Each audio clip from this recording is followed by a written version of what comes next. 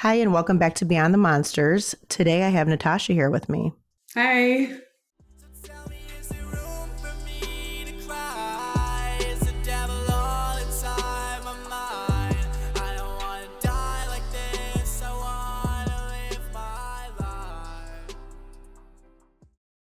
All right, Natasha, welcome. Hi. I'm Thank you so so much for thankful you're having me. sharing. Yes, I am excited to hear your story. I'm thinking it might be a little rough even for you to tell, but we're here for you. We're here to listen and let you process everything. You can start wherever you want, wherever you're Th- comfortable.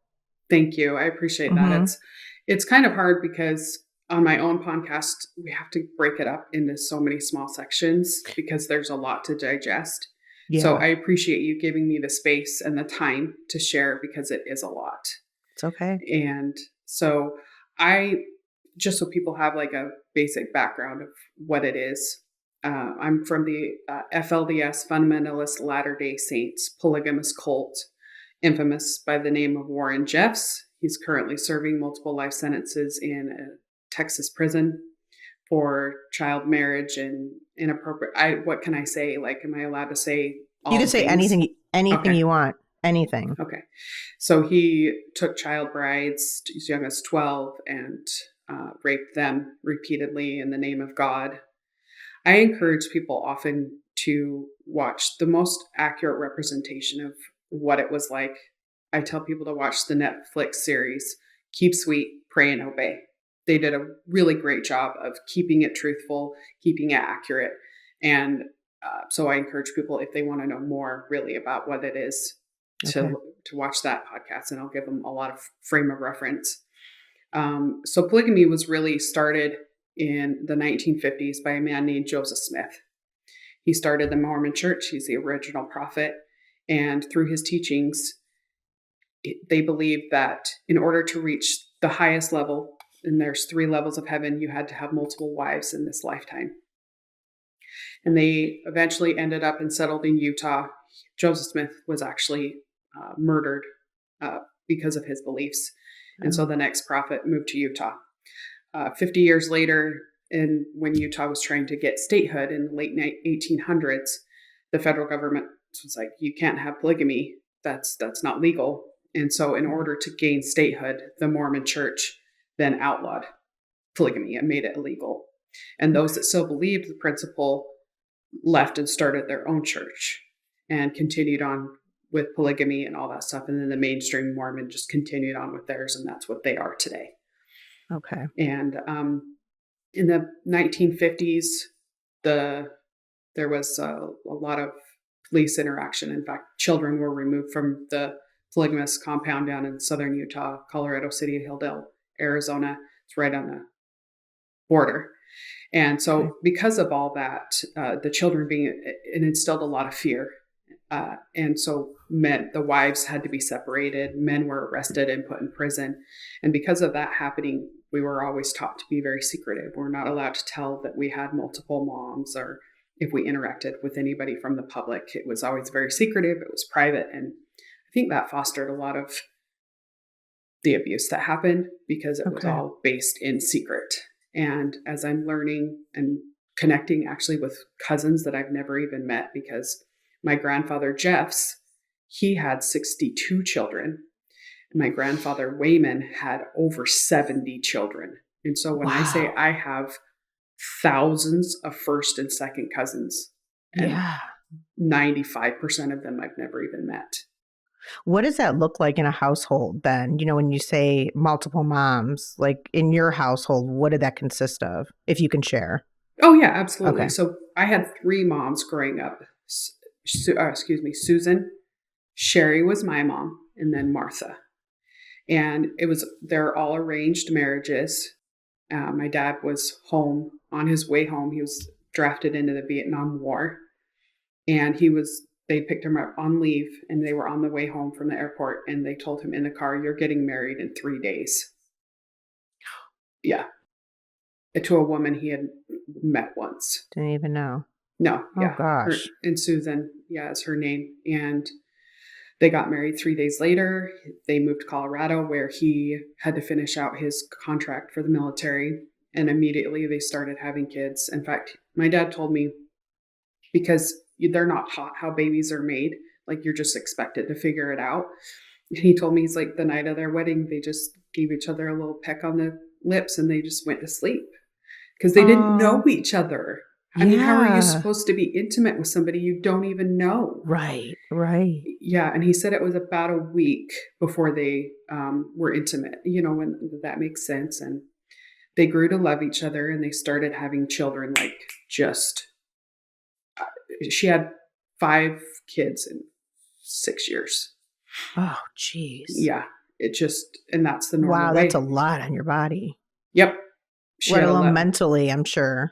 Yeah. And it's you can tell when the mothers get older that it's had a pretty tremendous weight on them, because there's something almost infantile that happens to them as they get older, and they kind of revert back to childhood behavior. I've seen it multiple times, and it's really sad because they weren't able to identify and become a human being as a child. They were immediately expected to start taking care of siblings, especially if they were an older child. And gosh. Yeah, it's so when I talk about like generational trauma, it is truly 100% generational. And I have made it my life's mission to stop that for my children. Wow. And so, yeah, I made that choice. I wasn't gonna perpetuate that. I chose to marry somebody that I was not related to. It was not anything to do with FLDS. I chose only to have 2 children because that's all I wanted. I knew I could manage, and I wanted to be a good mother. Were you the first one that did this in your family, in your immediate family? No. Well, let me think about that for a second. No, I did have older siblings that left and married outside. They did? Okay. Yes. Okay. But they're all divorced. I'm the only one that's still married. Oh, gosh. I'm one of 20 children. Wow. Now, yeah.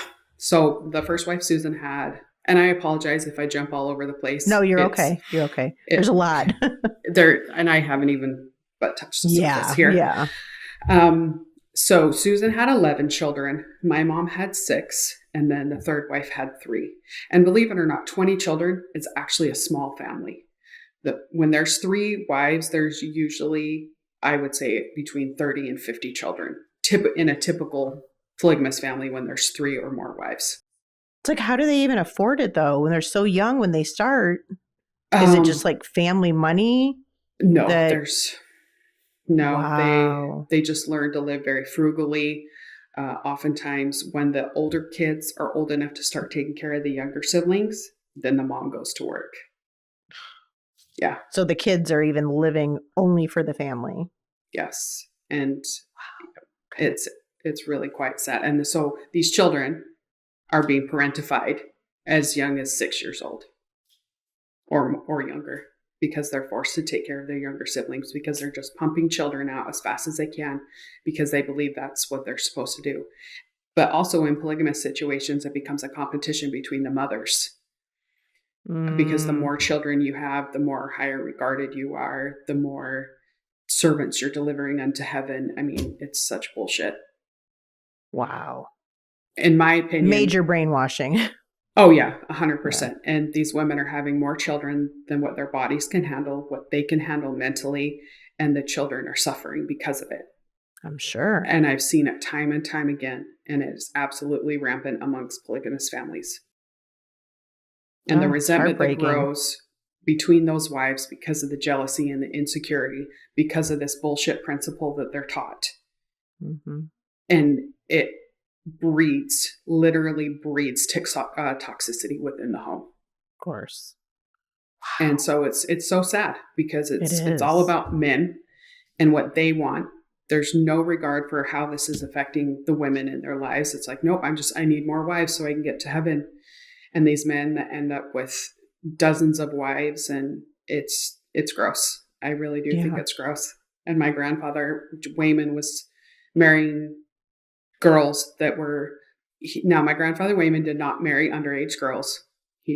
They were in their 20s, but he was marrying women that were young enough to be his granddaughters. and having children with them.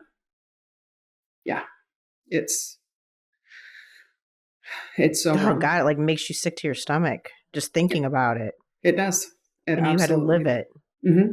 And watch it and expect that that's okay and revere him as a man of the principle. And he was on the priesthood council, and he ruled with a mighty fist. I mean, even as my family left the FLDS church in 97, and my grandfather Wayman was still trying to save my soul in my 20s.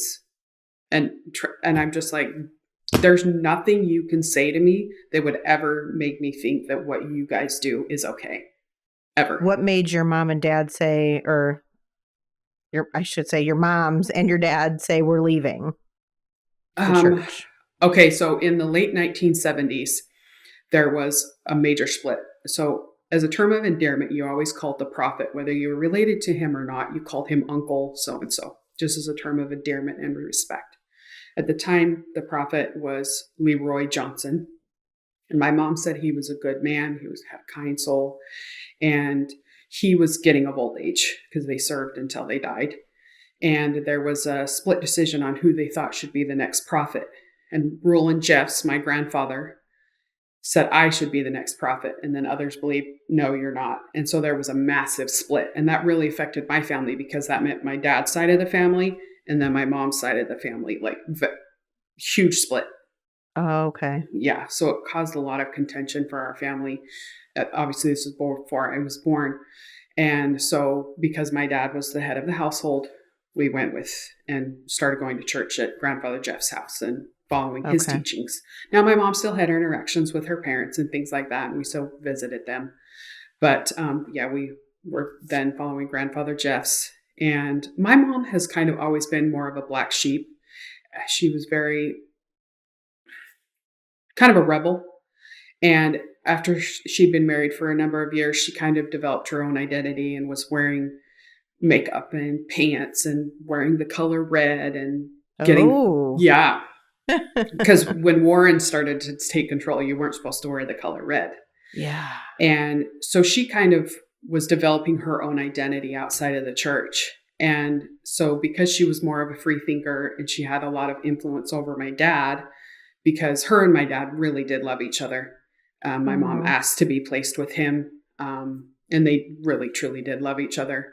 And so I did have a relatively good example of what a love, true love looks like. And again, that's hard on Susan because here comes this beautiful, vivacious younger sister that's all these things, and you can see your husband is madly in love with her. How can you imagine watching that? How hard that must have been for both of them. Right. And then the kids seeing, I could only imagine like, oh, it seems like he loves this mommy more or. Right. Yeah. And I mean, and that wasn't always the case, in arranged marriages, they just took him home and you just assimilate into the family. And I can't imagine what that would have been like. And my dad's third wife, Martha, she was 16 when she was placed with my dad and he was 30. And especially as the prophet's son, you did not turn down a wife. Yeah. That would have been the ultimate betrayal. And a 16-year-old. And she brought with her a whole host of emotional baggage. And, she was immediately thrown into the two wives, Sherry and Susan, are going to work and you're going to stay home and take care of the children. And so because she was so overwhelmed, she beat the shit out of my older brothers and sisters, like literally beat the shit out of them with a metal spoon that's like this big. Yeah. Oh my goodness. Yeah. Well, she was a kid. She was a kid too. Not that that's an excuse for her, but holy shit. 10 kids, 16 years old, getting left home with 10 kids that aren't yours. Right. Yeah. And just thrown into it. And so there's just so much of it is just like, that's what was done to me. So we're going to continue on with this bullshit cycle. Yeah. And eventually all the mothers were working. That's how you support, all the house cleaning, ironing. My mom sold baked goods to the neighborhood around us. We were raised in the compound at the mouth of Little Cottonwood Canyon in Sandy, Utah. And my house is actually still standing and it's a giant concrete wall. So we were raised on a compound behind these walls. It was a very small one, about 10, 20 acres. Wow. So you guys didn't go to public school or anything? That's where we're different. My mom, my sister, who's just 2 years older than me, and me, we got to go to public kindergarten because I don't know why, but she just wanted us to go to public kindergarten. Okay. But then after that, we went to Alta Academy, the school that was run by Warren. Mm. But everybody else, nobody else went to public school. It was, and my older siblings too, they never went to public school. Yeah, I was wondering how would they even manage that, because they'll go to school and they'll talk, and how do you keep that all under cover? And I was notorious for having a big mouth. You're like, you get kindergarten and that's it. Yeah, I was like, don't you tell your friends you have multiple moms. You have one mom. Right. Yeah, because most kids, obviously, when they don't grow up in that, they're probably like, what the heck are you talking about? And I They would didn't be like clueless. secrets. Yeah. And I was Yeah. like, what? This is my family. This is what it is. And Right. yeah. So I was constantly Man. getting in trouble for talking. Now, would you get in trouble at home when that would happen? Oh, yeah. Yeah. There's abuse that went on pretty heavily at home from all the mothers. I would say my dad was really abusive, especially with the older children, particularly the boys. Again, we found out later he was dealing with some pretty traumatic PTSD from the war, Vietnam War. Okay. And so he was really hard on the older children. But as more children were born and he got older, he really started to mellow out. There was only 2 instances in my life where I remember him laying a hand on me, and they were pretty minor. But the vast majority of the abuse came from the mothers, which is typical, actually. The mothers are left to be the disciplinarian. Raised, yeah. Mm-hmm. Yeah, exactly. What did that look like with the moms and their discipline? Well, I know that one of my first traumatic memories that I have is when I was a little, like 2 years old, and I wouldn't want to take a nap. And so Martha would lock me in a room and put gobs of lotion on my hands and gobs of lotion on the handle and lock the door. And my siblings told me that every day at lunch, they would have to sit there and eat their lunch with me in the room next door, kicking and screaming at the door. And I would fall asleep at the base of the door every day. That Martha was in charge of the children. And when I remember that, I was 13 when I told my mom about it, and she was like, what? And then she didn't know. She didn't know. And she's like, oh my God, it makes sense now. I was like, what do you mean? She says, when you were little and I would put lotion on you after you had a bath, you would always cry when I would put it on your hands, and you say, no, Mama, I get stuck. Oh. Yeah, I know. And so, and I apologize if I laugh. Unfortunately, with everything I've been through, my brain has rewired. When I talk about difficult things, I laugh because it's... I do that too. And just, yeah. So let's put that out there now so everybody knows when they want to make comments about it. It is a nervous habit that trauma victims tend to do. And here I am 49 years later and I still do it. So, yeah. I know it's rash, but it's something I really can't help at all. It's normal. It's normal, unfortunately, with this kind of situation. Yeah. So that's one of my very first memories. And by then, Martha had left the family when I was 8. She took her younger daughters and left the family. She felt like she was being treated unfairly. And I mean, in a way she was. And she took her daughters, and eventually my grandfather, Jess, was like, I'll take care of them. You don't get to have any contact with them, and I'll make sure they're cared for, because I don't remember the real reasons why. But the interesting thing is when she left, she reported to the authorities that there had been sexual abuse in the home. And they came and questioned me and my sister, Jerusha, who's just 2 years older than me. And social worker sat down with us. I was 8, she was not 10, and asked us if anybody had ever touched us inappropriately. And to my knowledge, I said, no, there's never been anything like that has happened to me. Right. Well, at 14, I started having flashbacks. And I was, in fact, sexually abused by my older brother, Marcus, between the ages of 3 and 4. How old was he? He's 9 years older than I am. 9 years older. Okay. Yeah, so definitely old enough to know better. Yes. And I remember him luring me, taking me up to his bedroom. The 4 older boys, their bedroom was in the attic of our house. And the only way to access it was from a set of outside stairs. So you had to go outside of the house and up the side stairs. And I remember him taking me by the hand up to his room on multiple occasions. And that was actually my first flashback. It was like an out of body experience. Yeah. I was just talking to my crush at 14 years old on the phone, just enjoying a normal conversation. And all of a sudden I just started having these like vivid images of me laying on my brother's bed with my panties down and him touching my privates. And I was so jarred, and I stopped the conversation, and Cameron, he's like, "Hey, are you there?" And I was like, "Yeah." He's like, "What's wrong?" And I think I was molested by my older brother.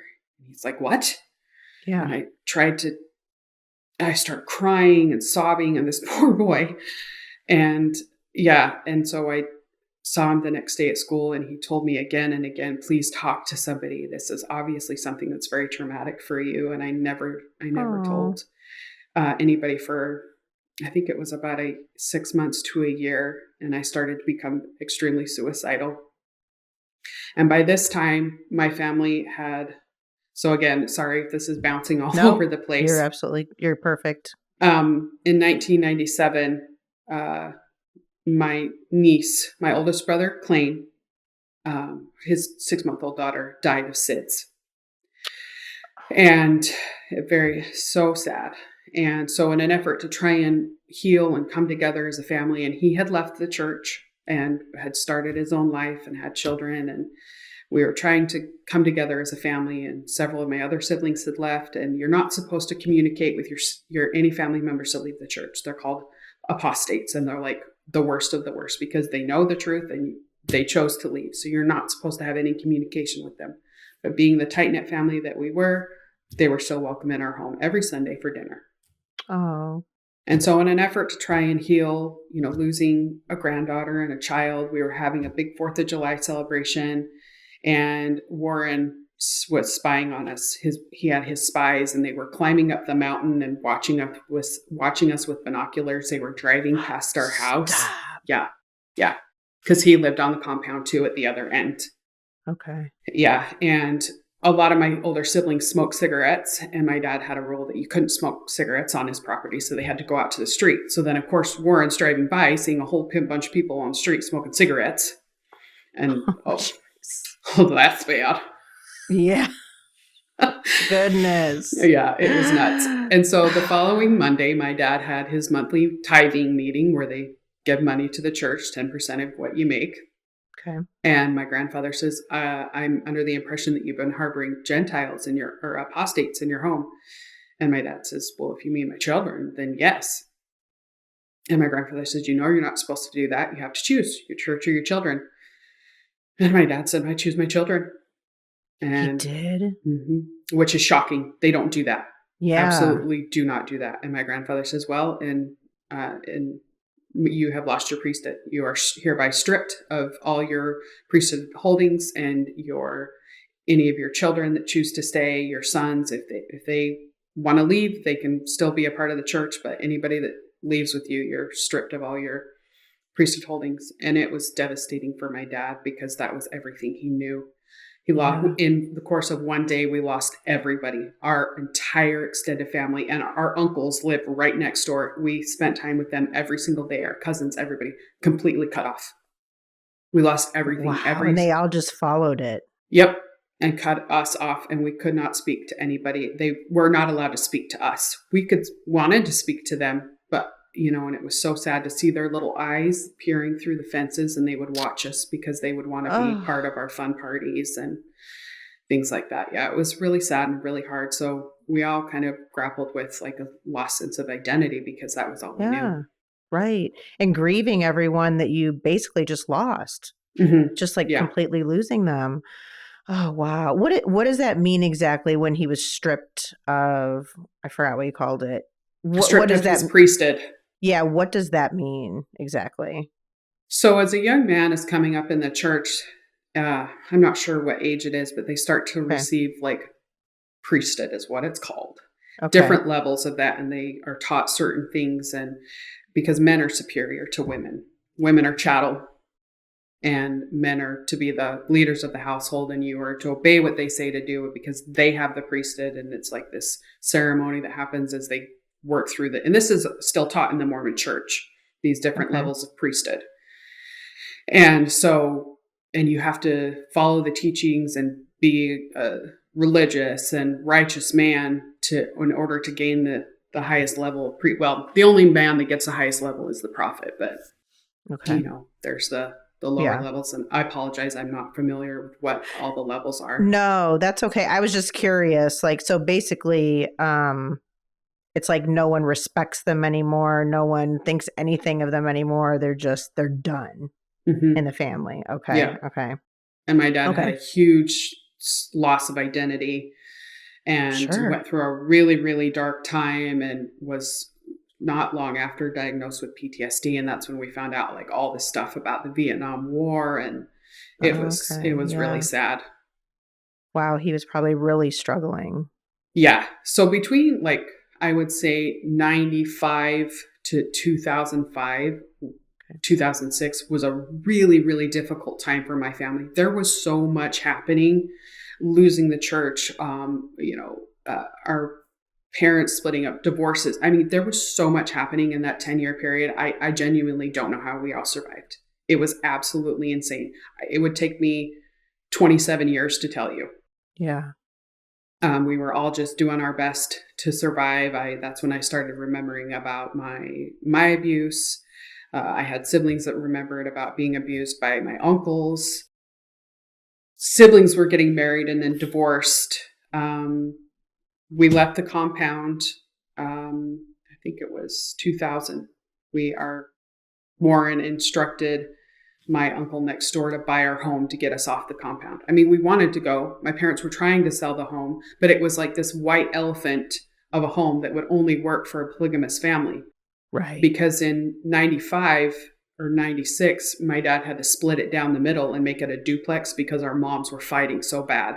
My mom almost left. Geez. Yeah. Yeah. And so he made it into a duplex so that they could have their own space. And that worked for a time. But yeah, when we were excommunicated, we tried to sell it, and, normal everyday people would come in and just be like, what is this? What the hell's going on here? Yeah. This is the weirdest house I've ever seen. Exactly. And so in 2000, each of the moms moved into their own separate houses that my dad rented for them. And within 6 months of that, my mom told my dad, I'm done living polygamy. I'm not doing it anymore. And again, Martha, she had left several years before. Mm-hmm. And my mom's like, I'm done living polygamy. Choose Susan or me. And because my dad he loved Susan too, but it was a different kind of more deeper, passionate love that he had for my mom. Yeah. And so he chose my mom. And that was really obviously devastating to Susan and her children. And it was really hard for our family. And then at that time, my dad moved in with us full time. He was splitting his time. So one day with Susan, one day with my mom, and he was back and forth. And what made it work, because my mom, in my opinion, in the research I've done over the last 3 years, she's a raging, undiagnosed covert narcissist. And the reason his relationship with my mom worked is because he was only with her part-time, a third of the time, and then half the time. And he could have that break because Susan, she was more of a calm, kind of more chill person. More like passive. Very much a wasp and just passive. And I mean, that's not to say she was perfect. She was not. She was abusive and taught her children that they were better than us. And yeah, that's very common with the first wife, to believe that she's better because she's the first wife. And then that teaching gets taught down to her children. It just kind of spills right down. Yeah. Yeah, absolutely. In fact, one of the memories I have of her is I was teasing one of my brothers, her youngest kids, just normal teasing. Mm-hmm. And it enraged her so bad. She came flying down the stairs and choked me, like visibly, like. And interestingly enough, I came across these pictures just 6 months ago, the pictures of my neck, like the scratch marks. Yeah. Wow. Now, would they tell your dad, like, would you guys go to him when things were happening, or was it the job of the women to make sure the household was? So when my dad found out when I was young that the kids were getting beat with the metal spoon, I do remember him gathering us in the kitchen, and he bent that metal spoon over his knee and tied it in a knot. And he said, if I ever find out anybody is abusing my children ever, again, there's going to be hell to pay. So he did not stand for that kind of abuse. Okay. Like Yeah. spanking with your hand or whatever was acceptable, Right. normal kind of things like that. And I know that when we were younger, the moms would get in, I don't remember this, but this is just what I was told. The moms would get in fist fights because the kids would fight, and normal sibling, but each mother is tremendously Protecting of their own biological children. Mm-hmm. And so the mothers would get into fights. Dad would have to come home from work and deal with that. And yeah. All in front of the kids too. Oh, yeah, totally. All in front of the kids. Yeah. And so in that situation with Susan strangling me, oh yeah, I ran to my mom, and she was going to call CPS. And she called my dad, and my dad rushed home from work, and he had to talk her off. Like, look, you're going to put our family at risk if you do this. Please don't do this. And that is one of the very few times I ever remember my mom like being protective of me at all. Very few times. She was, really? Yeah, she didn't. I was not protected in any kind of way, really. Did you let her know about the abuse, after it came to you, like later on? So after about 6 months, and I had started to become suicidal because it was literally eating me alive, I got a knife and I went down to my room, and I was trying to slit my wrist. But growing up, we were taught that if you committed suicide, that you were going to go straight to hell. So I was grappling with that very belief, even though we weren't in the church anymore. I was 15 at the time. I still grappled with that. And I called my sister Jenny in absolute tears with a knife in my hands, and she was able to talk me off the ledge. And I told her all about Marcus, and she's like, oh my God.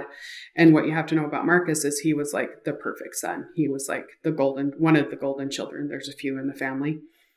And I just didn't believe my parents would believe me, because he was, in fact, he stayed in the church with grandfather Jeffson Warren, because he was that self-righteous and he was still involved. Yeah. And so Jenny, talked me off the ledge and encouraged me to tell mom and dad, but I didn't dare tell them for another 6 months. And it literally just continued to eat me alive until I couldn't take it anymore. So I sat them down one evening and I told them, and they just sat there and stared at me as if I had just told them the earth was flat.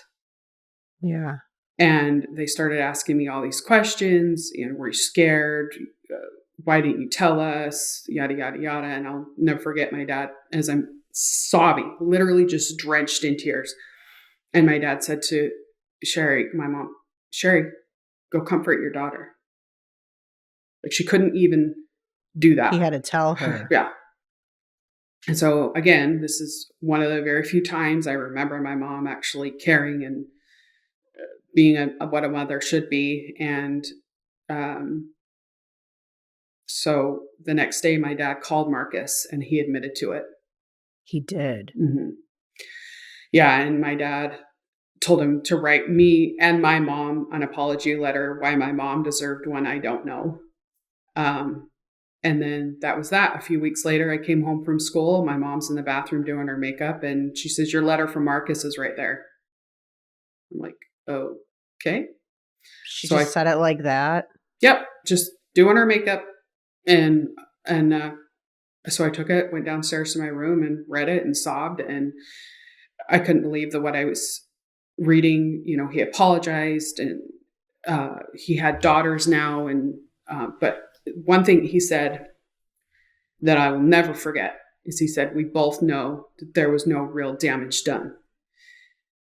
And in his mind, because he didn't penetrate me with his penis, there was no damage done. It was just with his fingers.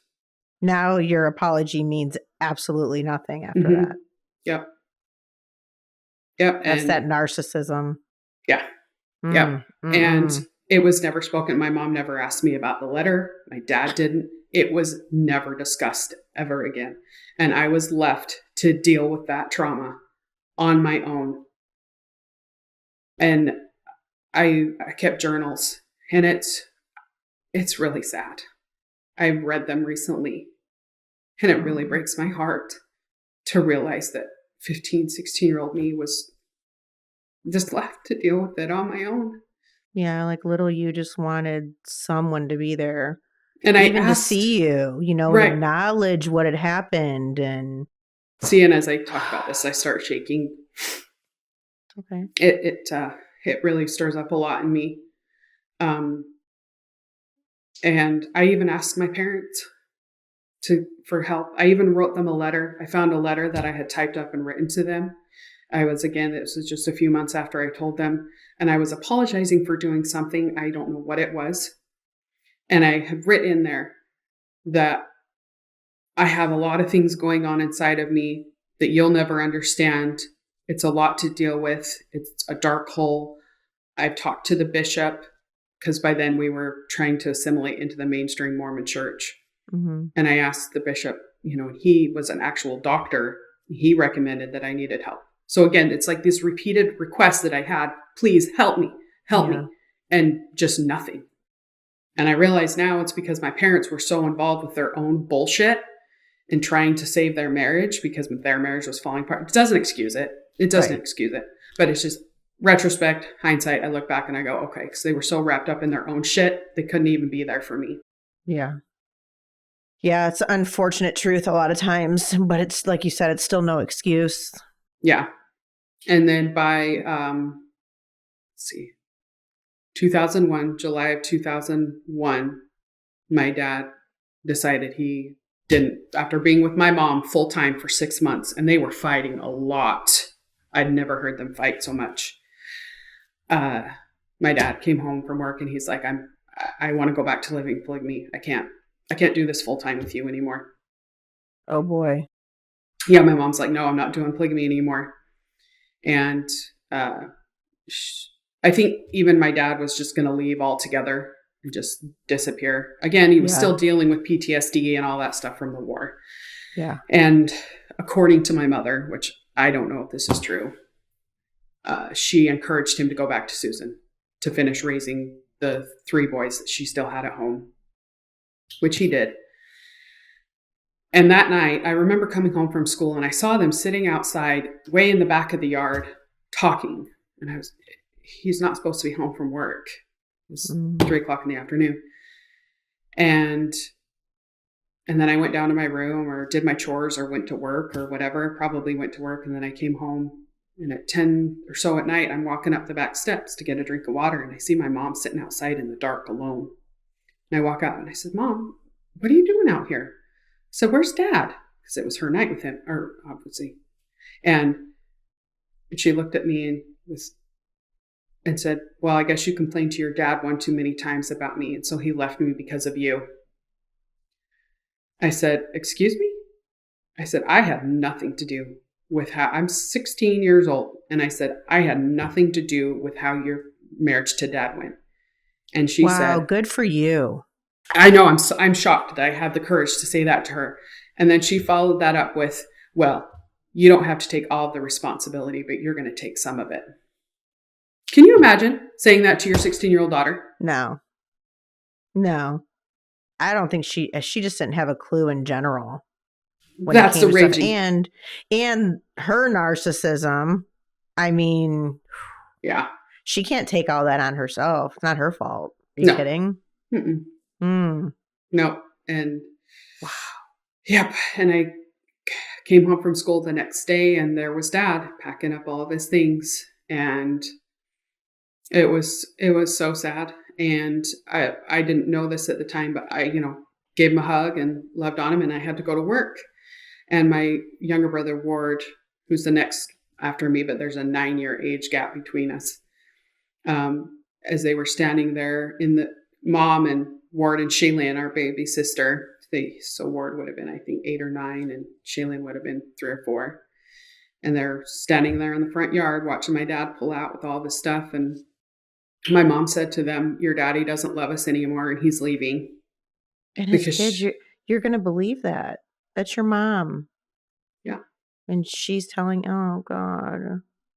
Yeah. So did you guys see your dad, like, after he left? Would you see him regularly, or did he just go? Okay. Yeah. So they lived 10, 15 minutes away, and he would take Shaylin and Ward every Wednesday and then every other weekend. Okay. And then me being 16, I would just see him when I had time. When you wanted. Yeah. Yeah.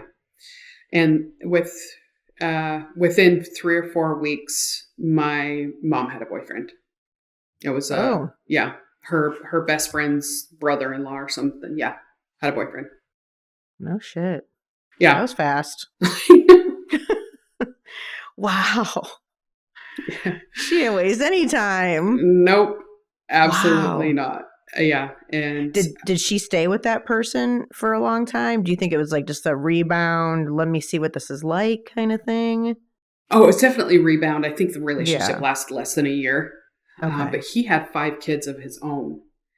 And my mom was expecting, I remember I wasn't allowed to go out and hang out with my friends or anything on the weekends because I had to stay home and watch Wardy and Shaylin.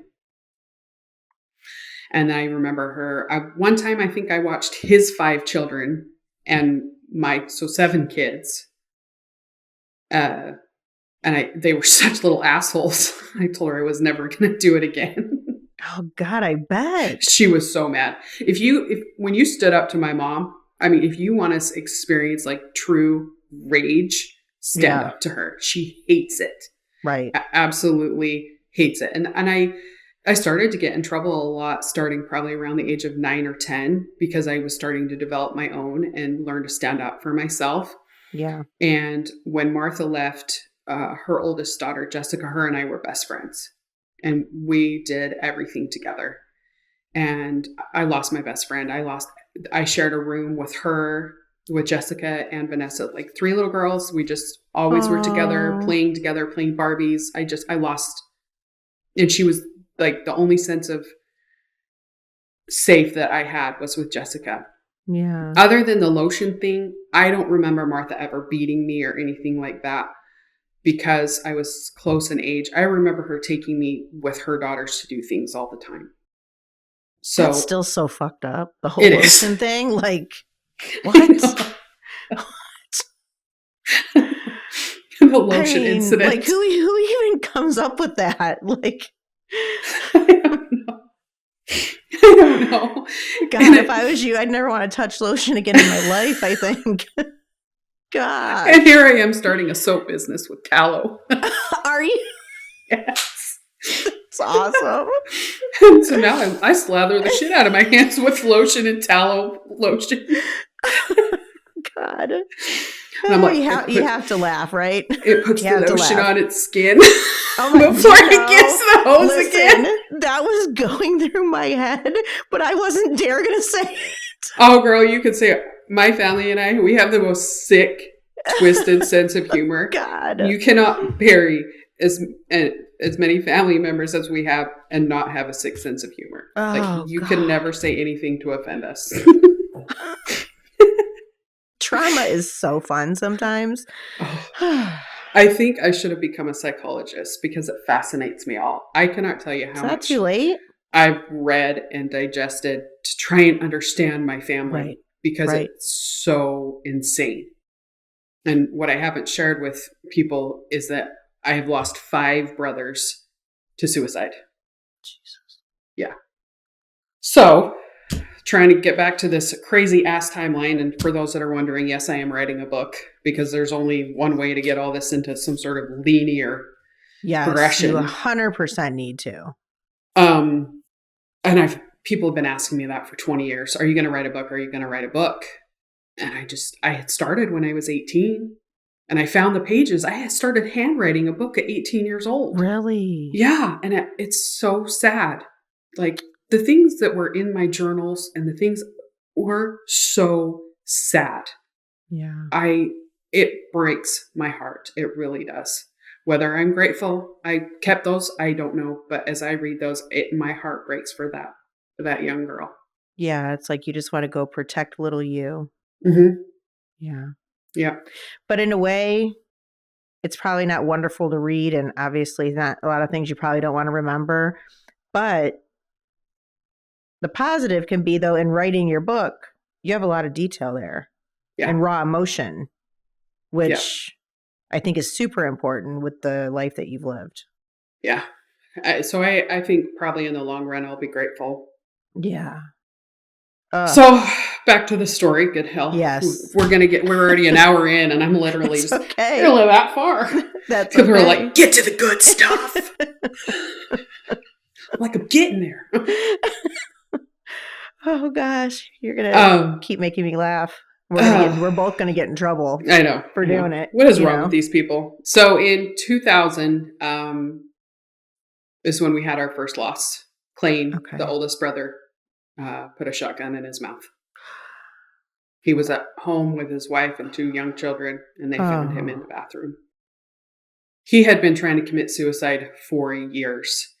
The poor soul had just what I would describe as a tortured soul. He just struggled and had a hard time. And my dad was so hard on him and was doing drugs and doing all the things. And he was put in a detention center at 15. And it just was so sad. Well, what we found out about 18 months before he took his life is that he had been violently sodomized by my dad's oldest brothers when he was 5 and 6 years old, like violently. Yes. Oh, God. For years. And again, his brain blocked it out too. And it was not brought to light until he did some hypnotherapy. And I guess he just couldn't take it anymore. And he had tried multiple times taking drugs or ODing, and he would just end up in the hospital and recover. And finally, he just put a shotgun in his mouth. So that was our first loss. And that was not even 6 months after I had, I apologize. This was in 2002. Clayton took his life in 2002. Okay. January of 2002. And 2002. Okay. Yeah. So I had already been grappling with suicide myself for a couple of years by then. And actually, I was the one that told my mom. Again, she's standing in her bathroom doing her makeup, and I had got the call from, I think, my dad, because they had recently just split up, with 6 months or so before. And I said, Mom, Marcus killed himself. And they had a very difficult relationship because Clayton, did I say Marcus? Good hell. Marcus. Clayton killed himself. And she just was, what are you talking about? And she rushed out the door and went over to Dad and Susan's house. And because Mom and Clayton had a very difficult relationship because he was dealing with all that shit internally, and he took it out on my mom, in her words. Yeah. And so, take that for what it's worth, right? Right. Exactly. And so we just were dealing with that the best we could. And in this time frame, my grandfather, Jeff's, died within that time. It was, I think, within the same year. I think he also died later that year.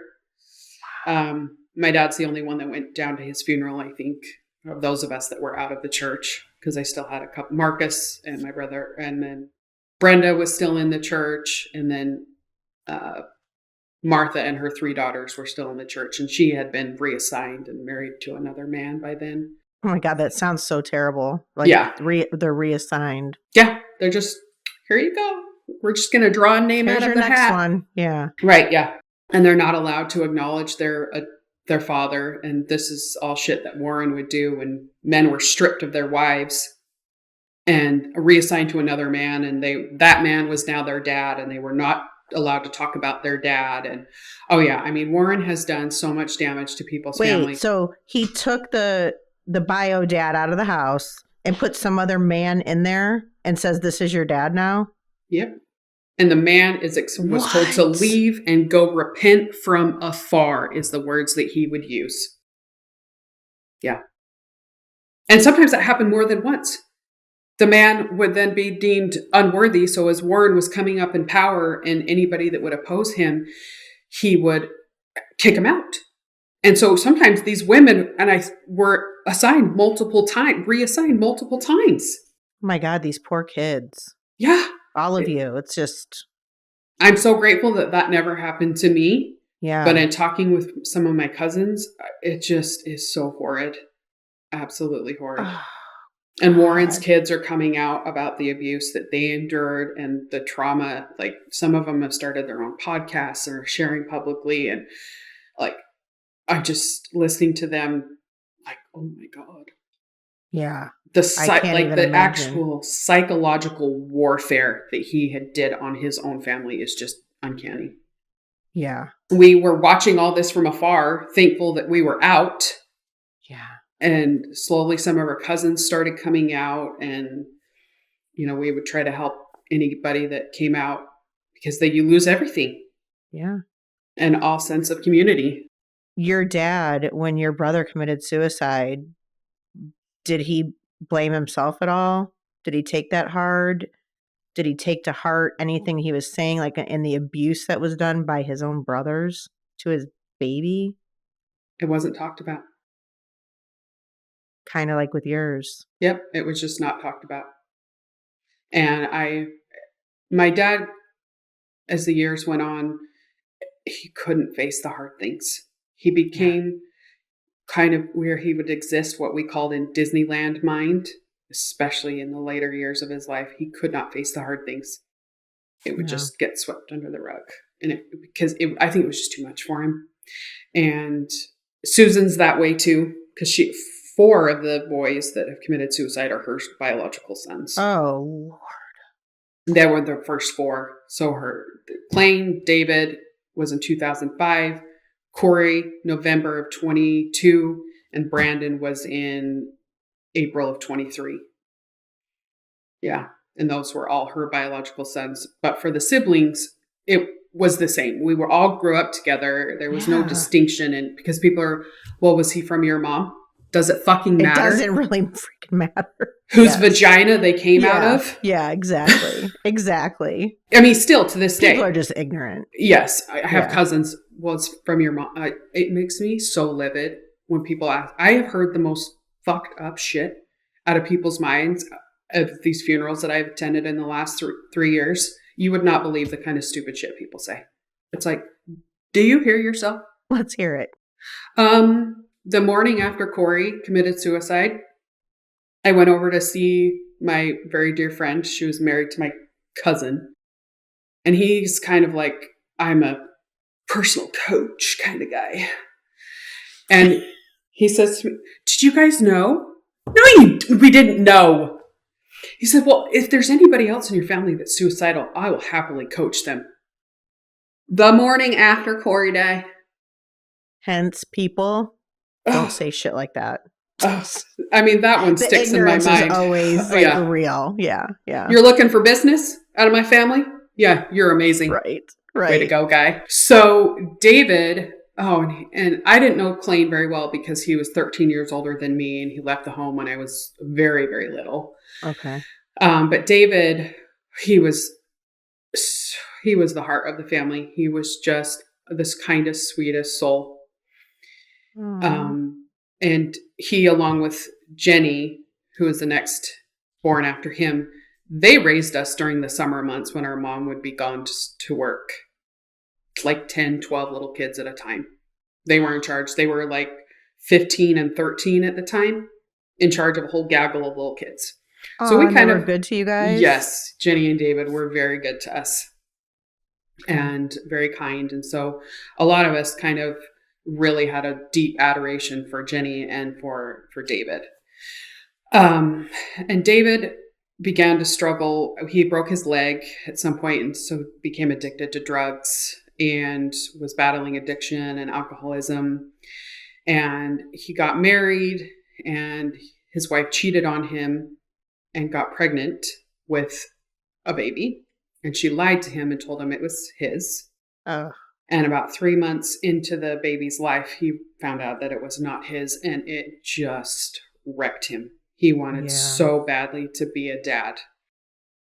And he eventually left her, and my dad was the owner of a construction company, and he took me, David and Monroe, and they moved to Maui to do a job. And it got really bad for David there. And Susan insisted that Dad come home. She couldn't do it anymore without him. And so Dad just left Monroe and David there. Just left them. Oh, geez. Yeah. And try and finish up the work. And they were sleeping in a shack in somebody's. It was just horrible. Like, they were sleeping on, and David was trying to come clean, and it was just a really bad situation. And Monroe had to beg somebody for money to get him home.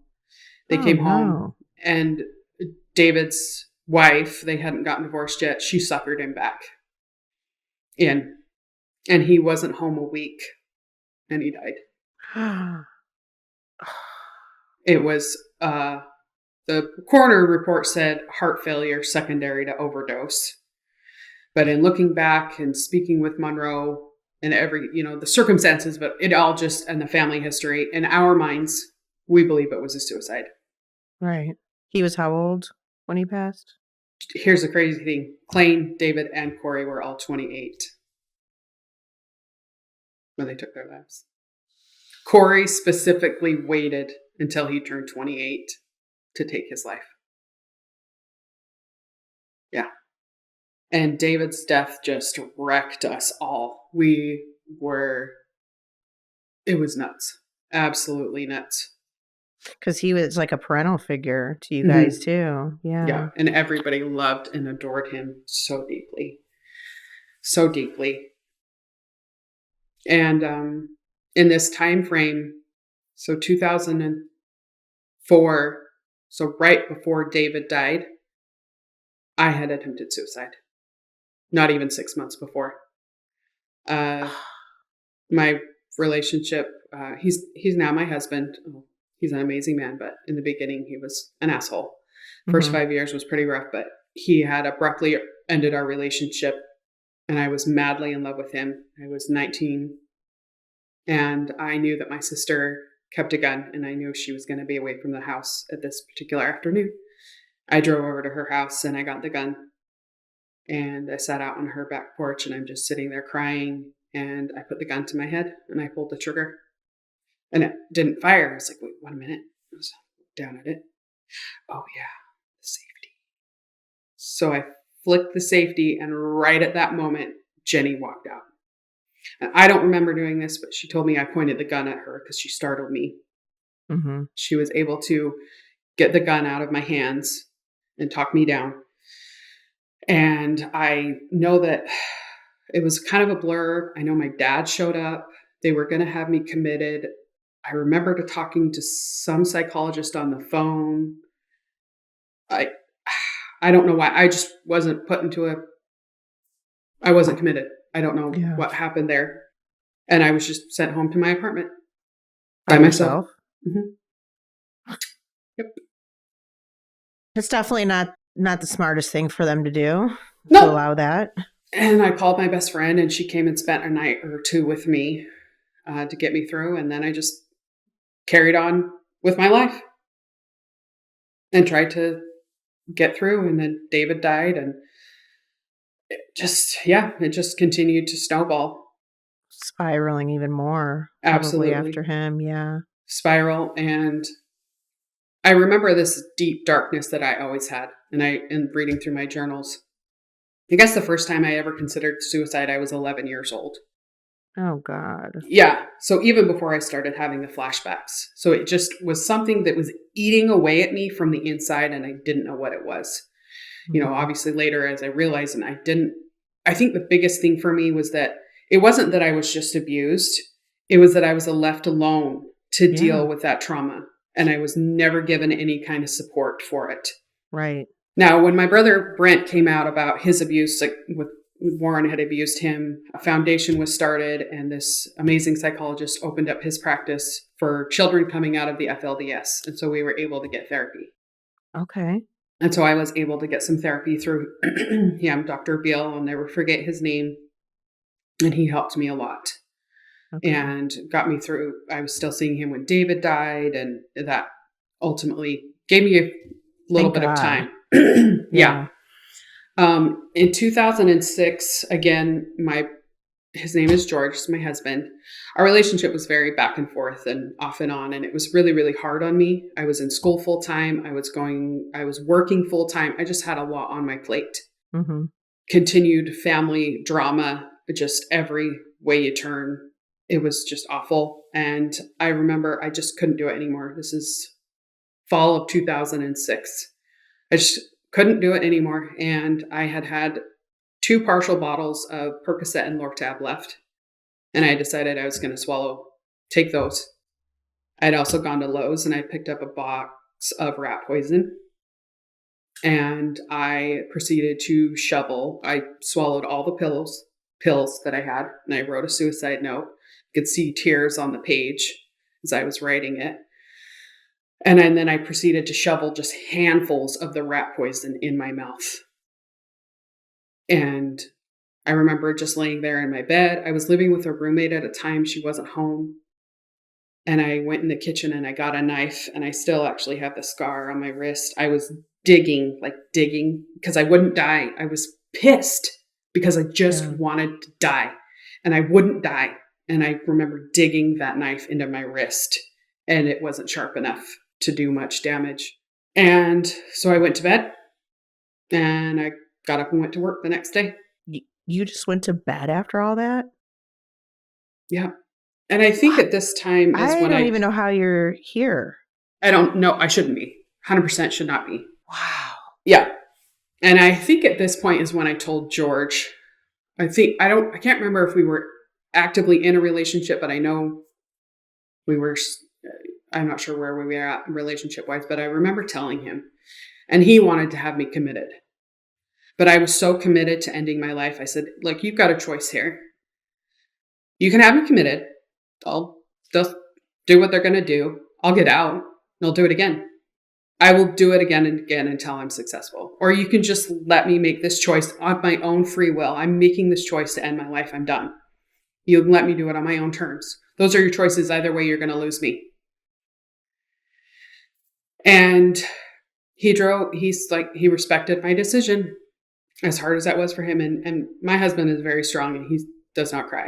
And he said he cried the solid 45-minute drive home. He sobbed, knowing that he was never going to see me again.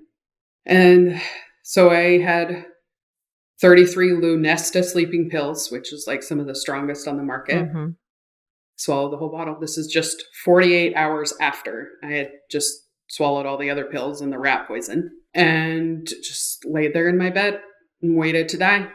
And I remember several times where it was almost like I was going to drift off into a deep, deep sleep. I mean, in Lunesta, it's a strong drug.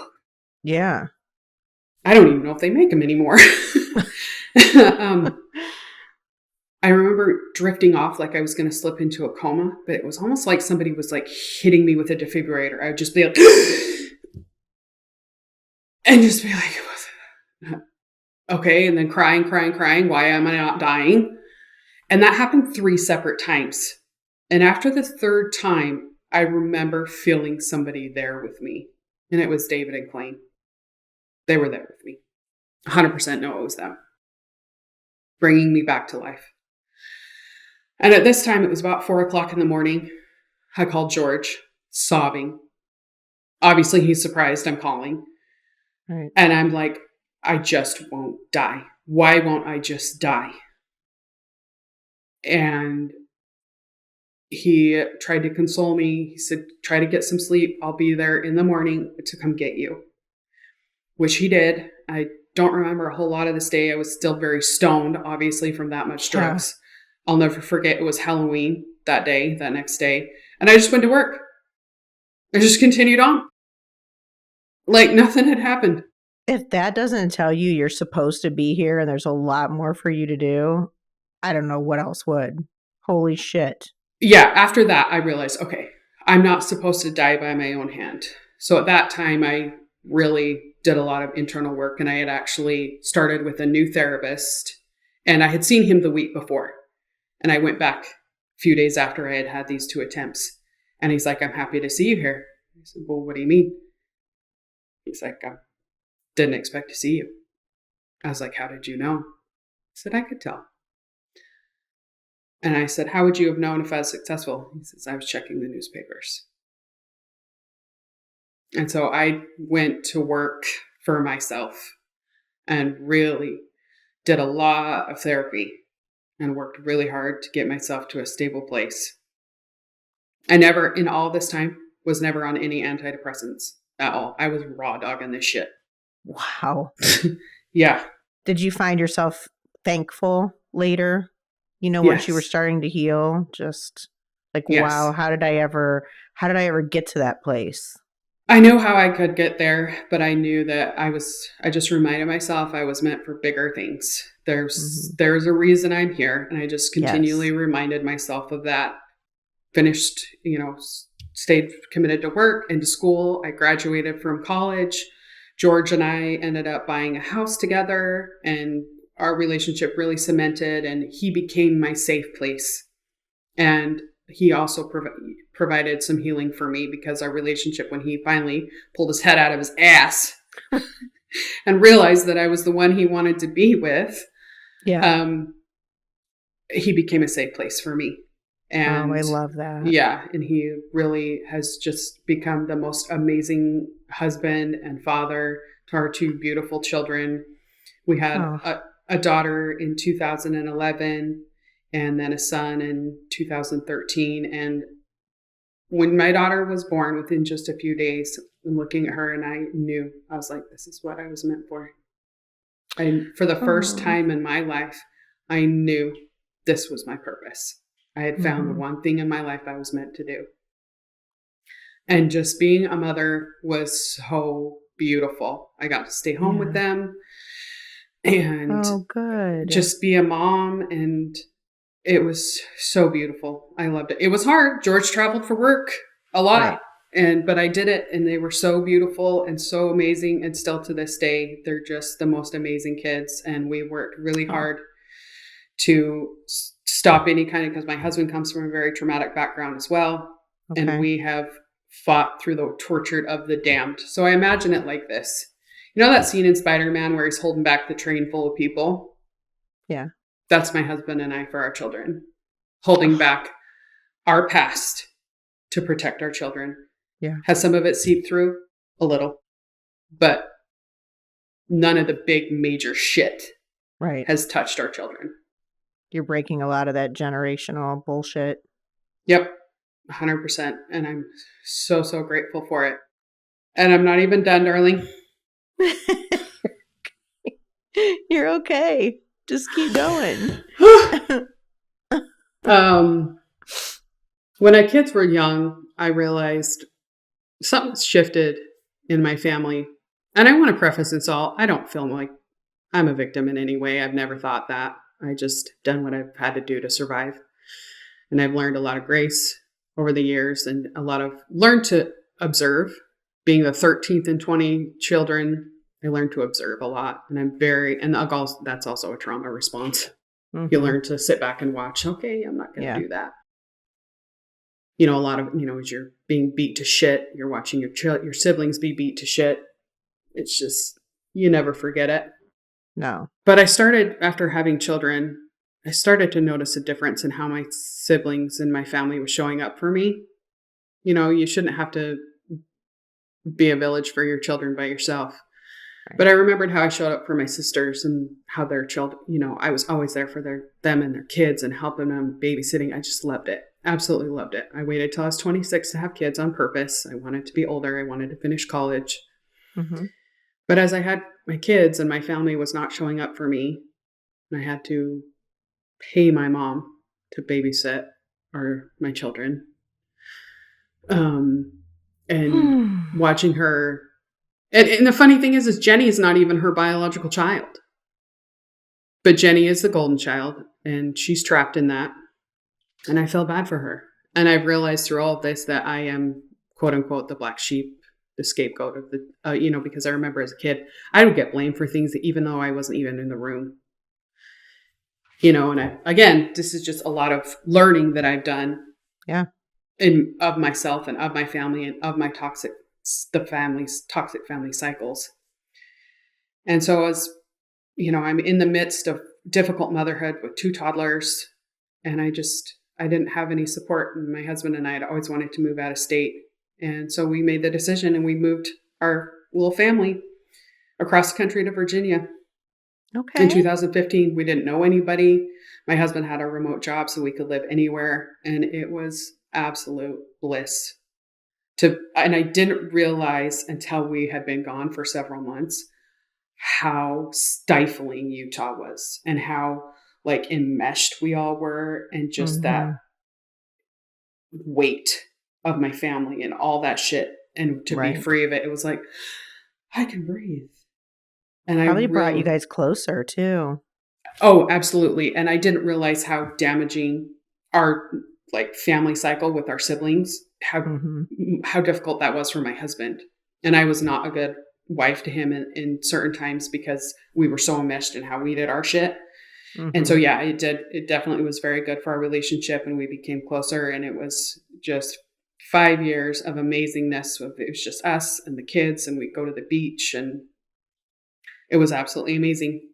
That's awesome. Yeah. We really developed as a family. And over the course of the next few years, I slowly lost relationships with my family. My mom and I had a huge blow up fight in 2016, and I just let her have it and told her I was sick and tired of her putting Jenny on a pedestal and treating her own biological daughters like absolute shit.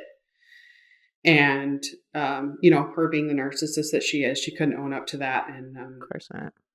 And then Jenny is so vastly loyal to my mom. She cut me off too. And Jenny and I were inseparable our entire lives. Like, we had an absolutely amazing relationship. And so again, I just slowly over the years, just the relationships just diminished and faded. And the last person I had to cut off with was my dad. He had gotten into a relationship with his niece. By then, Susan and him had split up, I believe in 2011. Actually, he lived with me and George for a time before we moved to Virginia. But yeah, he got into a relationship with his niece. And you want biological niece? Yes, from his half sister. Yeah. And she was she got her claws into him and just changed him. And he had always been such an amazing dad to me. Everybody has their own version of, you know what I mean? Like, everybody has their own experience of their parents. Right. For me, my dad was an amazing dad. And she became such a toxic, and she slowly made it so that he couldn't have safe relationships with his children. And slowly, one by one, we all had to cut him off because she was such a leech and just. But it's like with all the women in the world, though, your niece. Right. And we were like, Dad, what? Why? Yeah. Gross. Right. No. Yeah. Yeah. And so. What would he say? He wouldn't talk about it. He's like, This is who I'm choosing to be with. You can choose to respect it. And finally, I was like, Dad, I can't. Yeah. I can't. And at the point when, so my kids and I, like, we're kind of a little nudist household. That was the only way I could potty train my kids, was for them to be butt ass naked. Right. So we went through a period of time where they would come home from school and they just strip down and be naked. That is what it is. I would walk around. That was how we did it. And we would do FaceTime calls, and then Naomi would be there and Kirsten would be and she would just be, she didn't have a shirt on. I never let but she maybe just saw the chest or whatever of an 8-year-old little girl. I didn't think anything of it. It was her grandfather, and it wasn't an issue. Yeah. But because of Naomi and her bullshit traumatic past was projecting that, and Dad made it weird. Well, you can't. And I was like, oh, okay, I'm sorry. I'll be more mindful of that. And then something happened funny or whatever. I wasn't thinking. And I called my dad because I wanted to share in that moment with him. And again, Kirsten didn't have a shirt on. And it just became this huge, big deal. And I was like, you know what, Dad, I can't do this. She was 8. Yeah. So Naomi, I was just like, you know what, we're done. Yeah. TTFN. And so, yeah, I just got to the point I didn't have a relationship with anybody in my family at all. And then COVID hit. Shit happened. We thought we were going to be homesteaders. We moved 4 times in 18 months. Oh, wow. Yeah, trying to do the homestead thing and have a house built. And it was really awful. And I got really sick because of the stress of it all. Mm-hmm. They couldn't find anything. I mean, I was having test after test after test done. They could not find anything. And so, we're here spring of 2022, and we moved into what we thought was going to be our dream home, and it was a pile of shit. And I was like, I can't live here. I can't live here. So after 3 months of being in what we thought was going to be our dream home, 30 acres in central Virginia, and we sold it after 3 months. Why? Like, what did you feel when you were there? Well, so we thought we were being smart, and we bought a custom built manufactured home. Okay. I mean, we had all these customizations, and we just thought it would be more economical. And a lot, it's very common in that part of the country to have manufactured homes. Right. And beautiful land. Right. Yes, beautiful land. But what we got was the house started falling apart the day we moved in. Oh, yeah. Oh, no. Mm-hmm. And we couldn't get them to come out and fulfill their warranty agreements. And it was also, we were kind of in this weird area. We had a hard time getting internet. And my husband worked remotely, and it was affecting his work. So just a whole nightmare. Yeah, it literally was just one nightmare after another after another. And it's just like, this is just not meant to be. So we thought, okay, we can either move back to Eastern Virginia, or, we realized in all this of me getting sick, I was like, it would have been really nice to have family. And by this time I had started to rekindle some of my relationships with my family. Okay. And we ultimately decided to move back to Utah. Oh, okay. Felt right. The universe aligned. It worked out beautifully. Our house sold super fast, which in rural Virginia, that's not very common. Yeah. Because it was so remote. And we moved back to Utah, and it was great. It was beautiful. I reconnected with so many people. That summer of 2022 was so amazing and beautiful.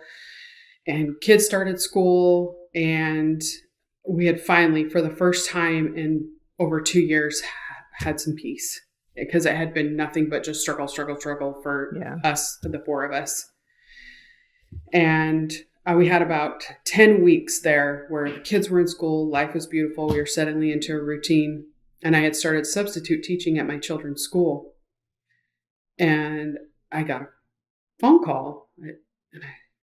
I was out on the playground watching the kids as they had recess.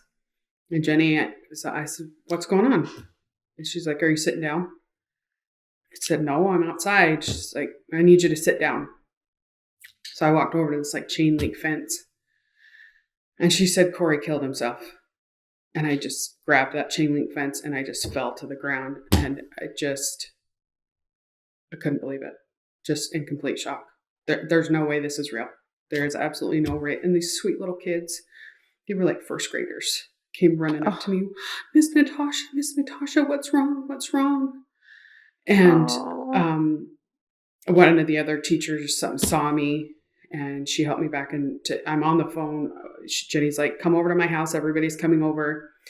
And I went back to the classroom, was gathering my things, and George came and got me. And we went to Jenny's house, and the police were there. And Corey had gone to a nature trail that they had hiked often as teenagers, and took his life with a gun.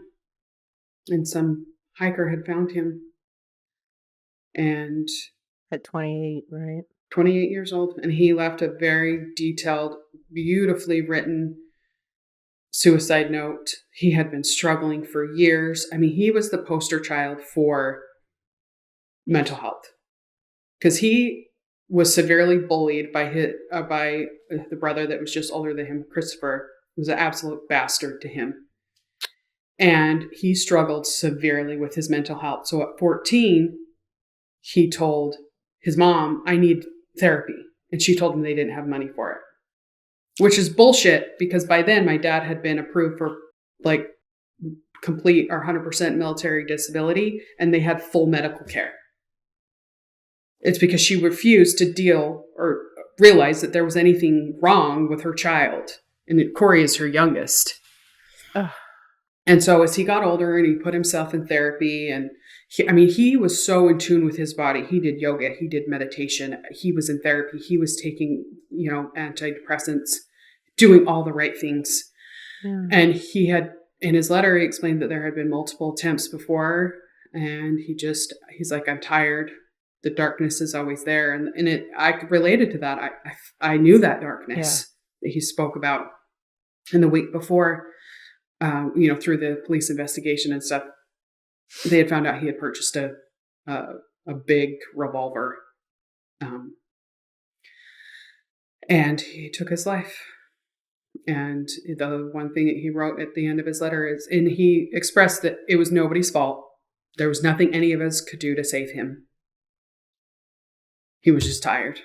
And he said, sometimes the dragon wins. That's the last thing he said.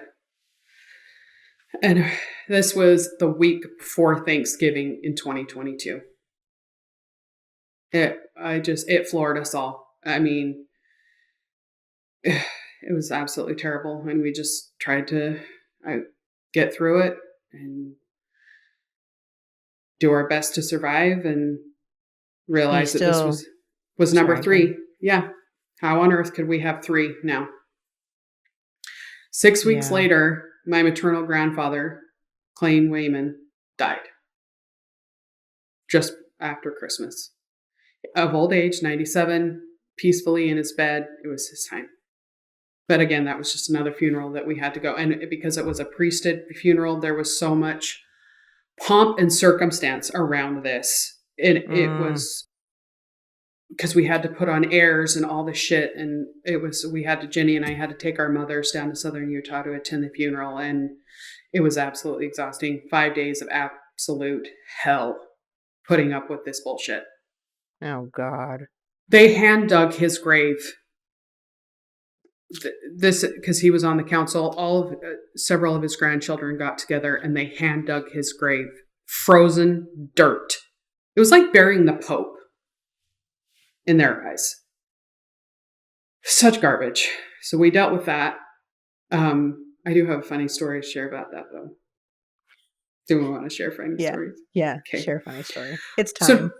So typically with these funerals, they are long. It's basically just another chance for them to preach their bullshit. And I didn't want to get hungry. So I grabbed some bacon and some pineapple and put it in a Ziploc bag.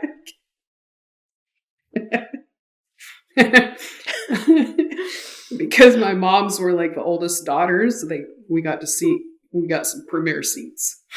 God, yeah. And Jenny and I are sitting next to each other. And I was just about to get my bacon out. And somebody was up on the pulpit preaching their bullshit, and they said something about business or whatever. And Jenny gets these like funny like one-liners in her brain, and she reads over and she goes, "Killing is my business, and business is good." From Major Payne, the movie. Yes. I'm like dying. Oh my God. I'm like.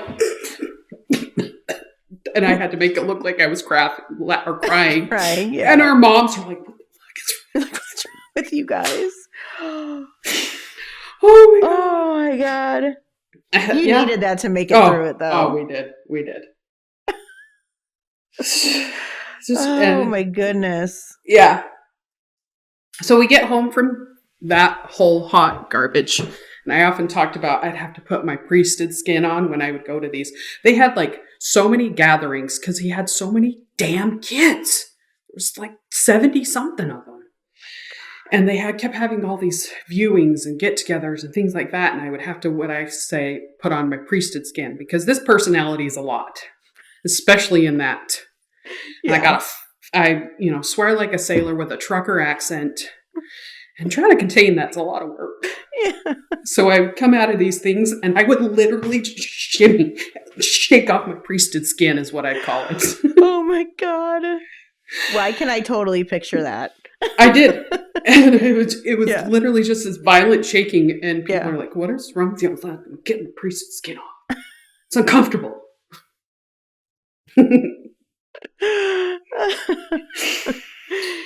You had to. Yeah. Yeah. So we dealt with that. Got home. 4 days later, we get a phone call from my dad's wretched woman, and my dad had been struggling with cancer for a couple of years. We'd almost lost him a couple of times. Oh, so you knew. Mm-hmm. Yeah. Okay. Like we'd almost lost him in like September of 2022. Okay. And she called to tell us he had, and I knew he actually, she called to tell us he was in a coma. And sorry, this part's really hard for me. Take your time. I had to give myself some distance with him. Again, it came down to me and my children were treated differently. We weren't given the same kind of love and respect. It's not even respect. We weren't given the same kind of love as other siblings and their children. So and in order to protect myself, I'm sorry, Dad. We tried to reconnect and I couldn't do it. Mm-hmm. And when Jenny and I had been down in southern Utah, he lived in St. George. She went to see him when we were down there for our grandfather's funeral, and he wanted me to come, but I just couldn't. And I had this feeling to call him. I knew he'd been wanting to speak to me, and I called him. It was on a Wednesday. And I just called to tell him that I loved him. He's like, "Are we good, daughter?" And yeah, we're good. Even though we weren't, you were great, Dad. I loved you. I love you. And we said our goodbyes, and he slipped into a coma. And an hour later, I was the last person he spoke to. Oh. And Naomi, his wife, had told me that he had been waiting for me to call and let him know that it was okay to go. You did, and it was peaceful. Yeah, I told him, I said, it's okay, Dad.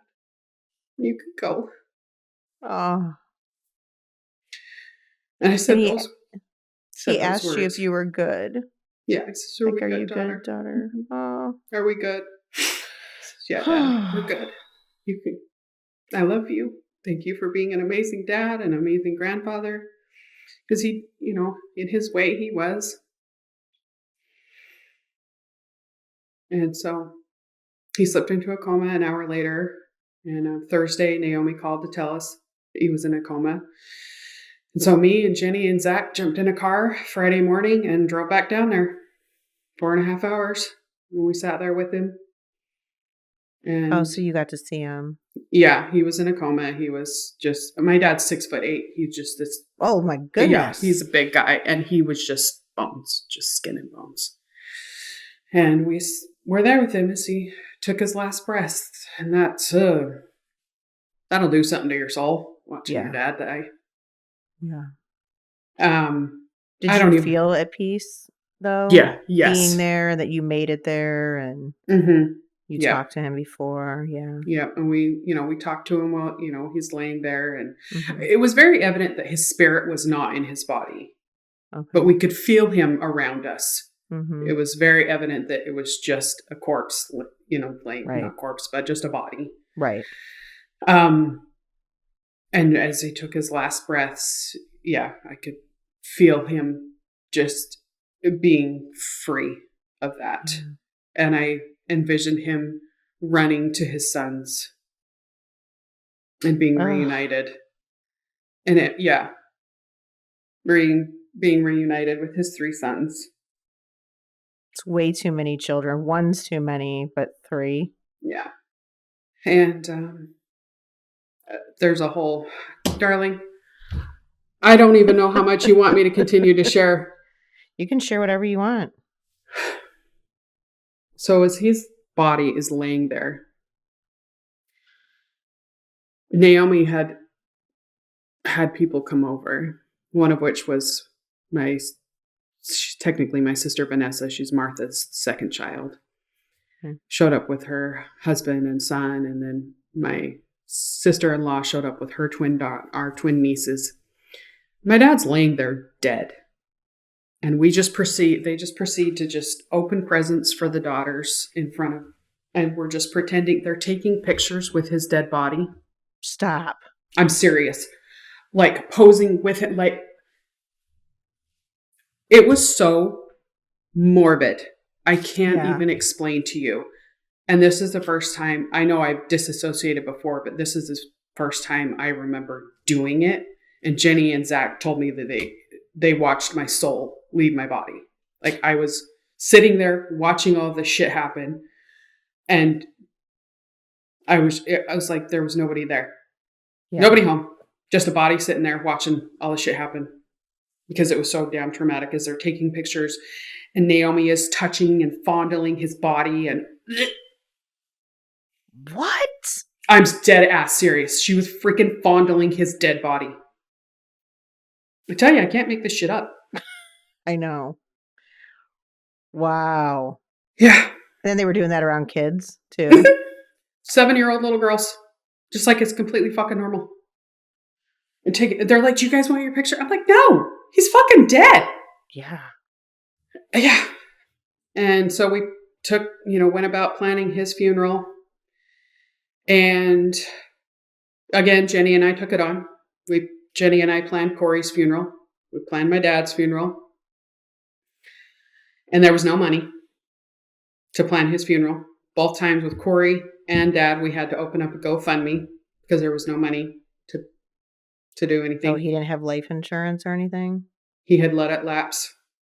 Because Naomi he had like this tiny little policy that Naomi basically fucked that shit up. Like she always did with everything else. Mm-hmm. Sounds like. Yeah. And as we're planning the funeral, going through pictures, because that was my job. I'm the planner. I'm the organizer. I went through all of my mom's pictures, 40 years of pictures, and I did it all in 18 hours. Wow. Going through all the pictures, scanning them in, getting ready to do the funeral. And that's a lot. 20 kids. Were you just in damage control mode, like not even really thinking or feeling or anything? Yeah. 100%. Just make it happen. Yep. We got to get it done. Got to make it happen. Within 24 hours of completing the pictures, I had what's called a TIA, a transient, I can't say the word correctly, ischemic attack. Yeah. Yes. I was displaying all the signs of a stroke. George rushed me to the hospital. I remember, he's telling me this. I don't remember any of this. They were doing all the tests. Did she take anything? Did she do anything? No, she doesn't take drugs. She hardly ever drinks. They ran all the tests, MRI, everything came back clean. He's like, duh. And he said they asked me what my name was, and I said Jerusha. Yeah, I did. And I kept asking, what's wrong? Why am I in the hospital? What's wrong? What's going on? Where's Corey? Where's Dad? What's happening? Why am I here? And the doctor came in. It's like, okay, so tell me what's going on. He's like, she's just buried 3 family members in the course of like 8 weeks. He's like, oh, okay. Yeah. And the way the doctor explained it, he says her brain just deleted itself. It's under too much pressure. She can't handle it. So they took me home. Well, took me over to my sister Jenny's house, and she had moved. She had lived in the same house for like 15 years, but she had since moved. And I was like, kept asking, where am I? Where am I? Where? And they would say Jenny's house. And I'm like, this isn't Jenny's house. And took me home. I can't believe they let you go home that quick. That's because nothing was wrong. I know, but I don't know. I tell you, they're just like, yeah, just go home and deal with it. This is the story of my life. Yeah. The hell? And George was giving me a bath, and because I had not forgotten that Dad and Corey had died, and this had come back to me later. Some of it would come back to me in like dreams and kind of flashbacks. Mm-hmm. And I'm sitting there in the bathtub, and I looked up at George and I says, "Dad's dead, isn't he?" He says, "Yeah." And I cried and cried and cried. And he got me out of, put me in bed. And my kids came in, and, they change a lot over, of course. And I was like, who's this? And he's like, "It's Kirsten and Dominic, babe." And I'm like, "What?" Because to me, they were young. They were supposed to be younger. My brain had like reset to around COVID time, just prior. It didn't make sense to me. And sweet Dominic says, "Did you tell her about Corey?" And I said, "What happened to Corey?" And he said, "He's died." And then I fainted, and then came back to, and I forgot, like in an instant, that my brain just could not handle that. Yeah, it's too much. It's overload. Yeah. So I went to sleep, and I woke up the next morning, and it was like 2020. And I look out the windows, and I'm seeing mountains, but we're living in Virginia in 2020. And I'm like, what the fuck? Why are we in Utah? I come running out of the bedroom. George, where are you? I don't recognize this house. What is happening? And George was on a conference call. He's like, I got to call you back. It's like, "Babe, what's wrong?" And I started freaking out, having a panic attack. And he's like, "What do you remember?" I was like, "We live in Virginia. Why are we back in Utah? What is going on?" And so he explained to me what had happened. And we had been living there for 8-9 months by that time. Yeah. And so he took the rest of the day off and explained it to me. And Wardy came over and saw me, and I asked him how he was doing. And I was like, "Have you talked to Corey lately? How's Corey doing?" And he's like, "Oh, Corey's good. I talked to him recently. He's okay. He's doing good." I did remember that Dad was dead, but yeah. And my mom and Jenny came to see me, and I was like, "Why are you here?" Because in 2020, I did not have a relationship with either of them. So I'm like, "Why are you here hugging me?" I just still can't believe the hospital didn't monitor you longer. Like, what? I was there for a few hours, but they just there was no medical reason for me to be there. Yeah. I guess in their eyes. A couple of days, we were days away from my dad's funeral, and they didn't think I was going to be able to go. And again, co-planning it with Jenny. She had to take the reins with my mom and finish planning it. Long about Friday, I had pulled myself. And then about Friday or Thursday, I woke up, forgot the previous 2 days, and now I'm back in present time. Yeah. Nuts. It is just absolutely insane what your brain will do to protect you. Oh, yeah, for sure. For sure. But I don't know, girl. You have like cat lives. I know. It's crazy. Yeah. So we went and we did my dad's funeral in southern Utah, and it was just, I would not remember certain words, like a word as simple as bacon. I couldn't say that word. I'd be speaking and try to say certain words, and I couldn't finish my sentence, or it'd take me a couple of seconds to like remember it. So that went on for a few weeks. It's way too much trauma. Mm-hmm. Yeah. It was just way too much for the even with the best therapist, like that's just too much for one person to handle. Yeah. And we actually did start seeing a compound trauma therapist, and we broke her. She's like, "I've never in my life seen this." She's like, her specialty, 30 years in practice, compound, like the worst trauma that you can ever imagine. She's like, "I have never seen anything like this in my entire life." Yeah. She's like, "I'm sorry, I have no advice for you. I mean, I can be an ear for you guys to listen to, but that's all." She's like, "I'm so sorry." Well, before like all this, I don't know if you know, but I was a psych and addiction practitioner for over 20 years. Oh, wow. And I've never even, this is crazy. Yeah. Crazy. My It's co-host, crazy. Yeah. Lisa, she's a crisis counselor for the Trevor Project. So she Okay. deals and she's been doing it for years. Like she handles people that are suicidal.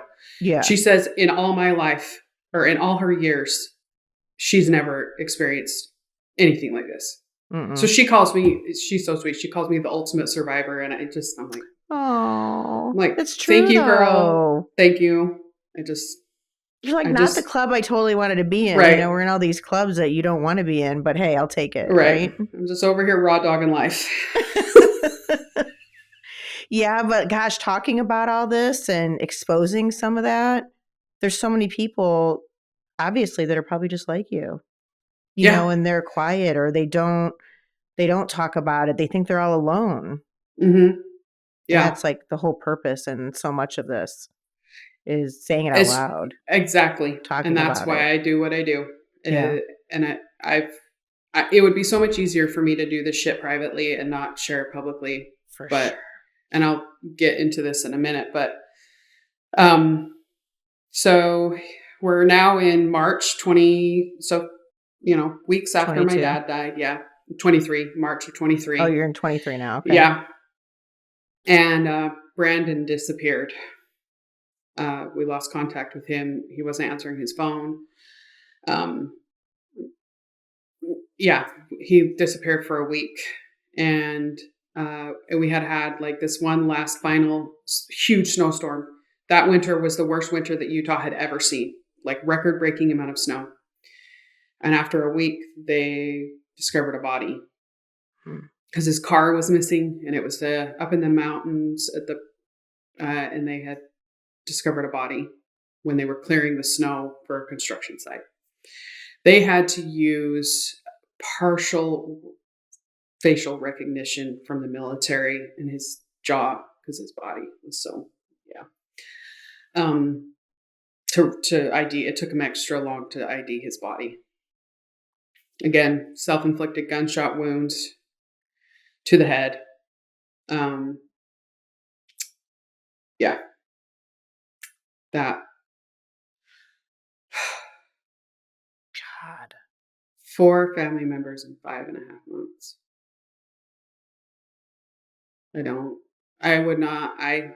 It's just more than anybody could bear. Just all these suicides too. That's so many unanswered questions, so much guilt you carry, so many of the what ifs. Yeah. And Brandon left a note in his car, and we don't know what it means, but he had been struggling for a long time. He had served in the military, served 2 or 3 tours in Iraq and all that. But and here's kind of the common theme I see amongst my brothers, except for Corey, is it's like they refuse to face their demons and deal with the trauma of their past. I know that 100% about Brandon. He could not try to have a deep conversation with him because I was like Dad with the Disneyland mind. He just couldn't go there. Couldn't go to the hard places. Mm-hmm. And so I know that several of my siblings were trying to help Brandon, and we could see that he was lost. And I remember the last time I saw him, I could see the pain in his eyes. I could see he was just, but we were all just barely surviving. Yeah. At this point, I had gone into litigation with Dad's quote unquote wife and was trying for his estate and things like that. And I was in the middle of that. And I feel so bad and I feel so guilty. Because Brandon and I kind of had a little bit of camaraderie there where we felt like the forgotten middle children, the unseen, that we didn't matter. And so when he died, part of me died. I would say that, yeah. Because I lost the one person in my family that could relate to me in that. And I knew I wasn't crazy in how I felt. And he saw you because you saw him. You guys, oh my gosh. Yeah. And so we went about the funeral, and it was hard to process his death because we were in the middle of planning it, and our oldest brother Jason decided to get a big wild hair up his ass and try and take over. And so Jenny and I were like, fine, fuck it, you want to just be the big father, go plan it. And he made the decision to have his body cremated before we could see it. With Corey, and again, our psychologists have all told us you need to see the body, especially when it's a suicide. So like, for example, with Corey, even though we couldn't see his face, they wrapped his head and everything, and left his hands and his feet exposed so we could touch him and so we could say goodbye. It's an incredibly important part of the grieving process. Right. We didn't get to do that with Brandon. And so I know for a lot of us, and especially me, I could not accept that he was dead. My brain just couldn't wrap around that. And I was so deep in my grief. And it was Easter Sunday that year, 2023. And I was like, I'm done. The thoughts of I had been battling it. I was like, no, I'm done. And I sent George and the kids to my cousin's house for Easter Sunday. And, when Corey died, George obviously hid the guns. And we just moved into the house. So the basement was a wreck. He hid the guns. I searched. I couldn't find them. It's like, fine, I'll take a break from that. And I went and typed up my goodbye letters and to George and a couple of family members. And then I went to write the goodbye letter to my children.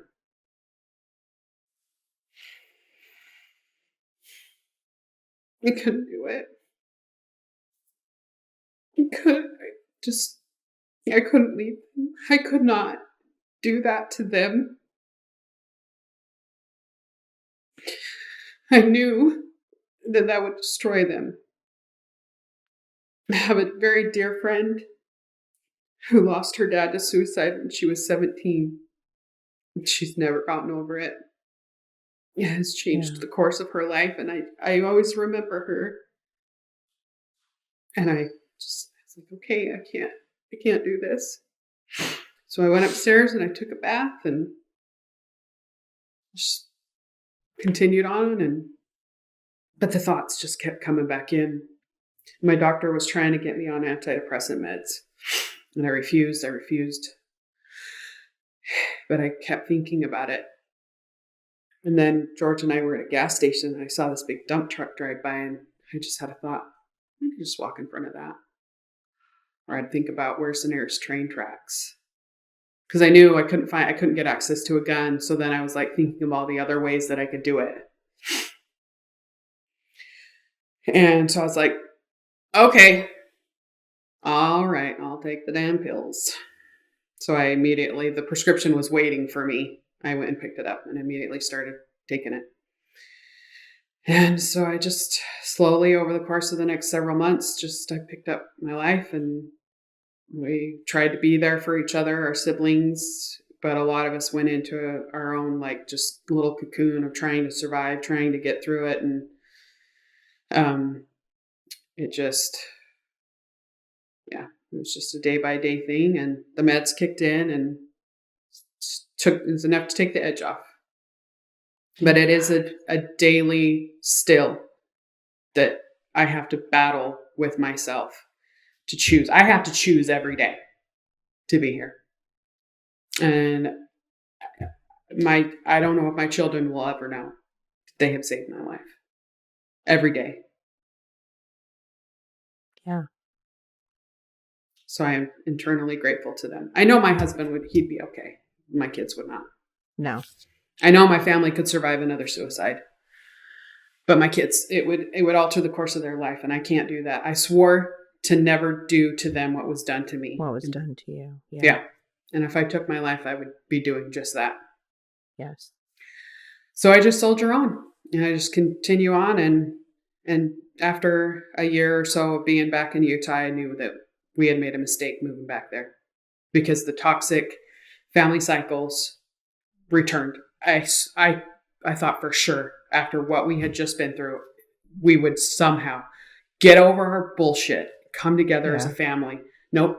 All the same toxic bullshit cycles just continued to recycle and recycle and recycle. I was like, we got to get out, George. I can't stay here. I was like, if we stay here, I will not make it to my 40th birthday. And that is a fucking fact. Yeah. He's like, You're all just right. being honest. Yeah. He's like, all right, let's do it. And we decided to move back to Virginia. And so in June of 2024, we left. And we actually went on a full-time RV journey. We traveled all over the United States for about 8 months, visited 5 national parks. And I mean, the amount of healing that happened for me in all those national parks, because I would feel them. I would feel Corey and my dad and Brandon. And it was so healing. And I was losing weight and I was feeling so good. And I just allowed myself to be. And when you're in that kind of grandeur in these big, beautiful places of these national parks, I mean, you realize like how small you are, and that the universe is such a grand, wonderful place. It was a beautiful journey. It was exactly what I needed. And it provided some healing for me and George and the kids, because it's severely traumatized the fuck out of my kids. Of course. I mean, they worry about me. And they worry anybody's going to, and so it's just a lot of healing that happened. And we've since settled back down in Virginia in January of this year. And we were doing really good, settling into our life. And I had been hearing rattlings of Monroe threatening to commit suicide. Been a severe alcoholic for many, many, many years. And he would call my siblings drunk, threatening to do it. They talked him off the ledge, just this repeated cycle, months and months and months and months. And then on March 16th, our sweet nephew that was living with him found him in his chair, in his room. He had been there for about 24 hours. Self-inflicted gunshot wound to the heart. Yeah. That's risky. Mm-hmm. He did that for my mom because all the others had been to the head. And he did that for my mom so that she could see him and say goodbye. Oh my gosh. Yeah. And my mom called me in a panic, and I just fucking fell apart. My kids and George and I mean, with each death, it's like this gaping wound that is there. And each time the bandage gets ripped off and the hole gets bigger. Taking another piece of you each time. Yep. And all the previous deaths, especially suicide, because that is its own level of hell, gets brought back over and over and over again. And that guilt of what could I have done? What could I have done? Mm-hmm. We just soldier on. And I immediately just jumped where everybody was he and I did not have a close relationship. And so I knew that I was in a mental place to handle it. And so I immediately jumped in, called the same funeral home that we had for Corey and Brandon's. And I was like, do you offer a punch card?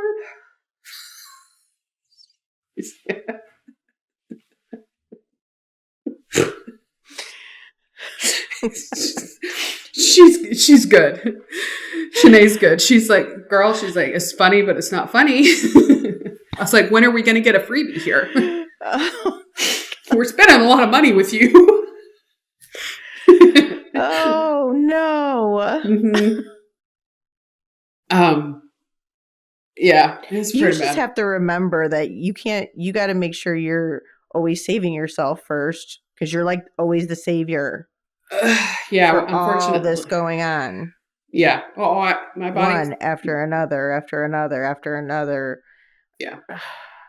And this one I did completely on my own. Like the others, I had Jenny, her and I did it together, but this one I completely took on my own. My mom helped a little bit, but this was my mom's first biological child to take their life. So this hit my mom differently, even though she claims the other one still affected her. Just this one has hit her harder because it's her own biological child. Yeah. And so after I was planning everything here in Virginia, and then I flew out to Utah, and I was there for 2 weeks doing it all, being there for my mom, completely abandoning myself. And more than she was for you. Oh yeah. And she was hosting dinner parties and doing all the things. And we got to go here. We got to go there. We got to do all this. And I was dying. And I have learned since I had that TIA, I've learned to recognize like when it's going to happen again. It almost happened the night before Brandon's funeral. I've learned like what to look for. Yeah. And that was starting to come on. And I text Jenny and I was like, she's trying to kill me. She's literally trying to kill me. And so Jenny finally had to have a talk with her because she won't fucking listen to me. And so the next day, Jenny she's like, knock it off. We're not doing any of this shit. You're not hosting any dinner party.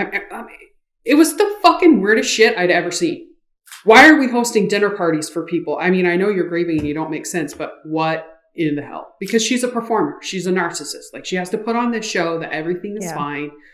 She's strong. She's stoic. She's all these things. And so she finally slowed down and we were able to get through it. And the day of Monroe's funeral, that's when I finally broke. I was downstairs trying to get ready and I just sat there and I bawled and bawled and bawled. And I tried not to let her hear me. She came down, she kind of half-heartedly hugged me and I pulled myself together and we went to the funeral and I had a panic attack as they were closing up the casket. I had to step outside.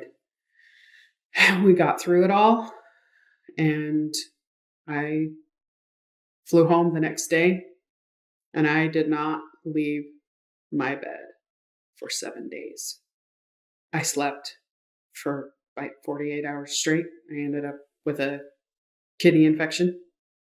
That was the only way my body's like, okay, dumbass, you're not going to slow down. I'm going to slow down. I'm going to do something to slow you. And that happens every time.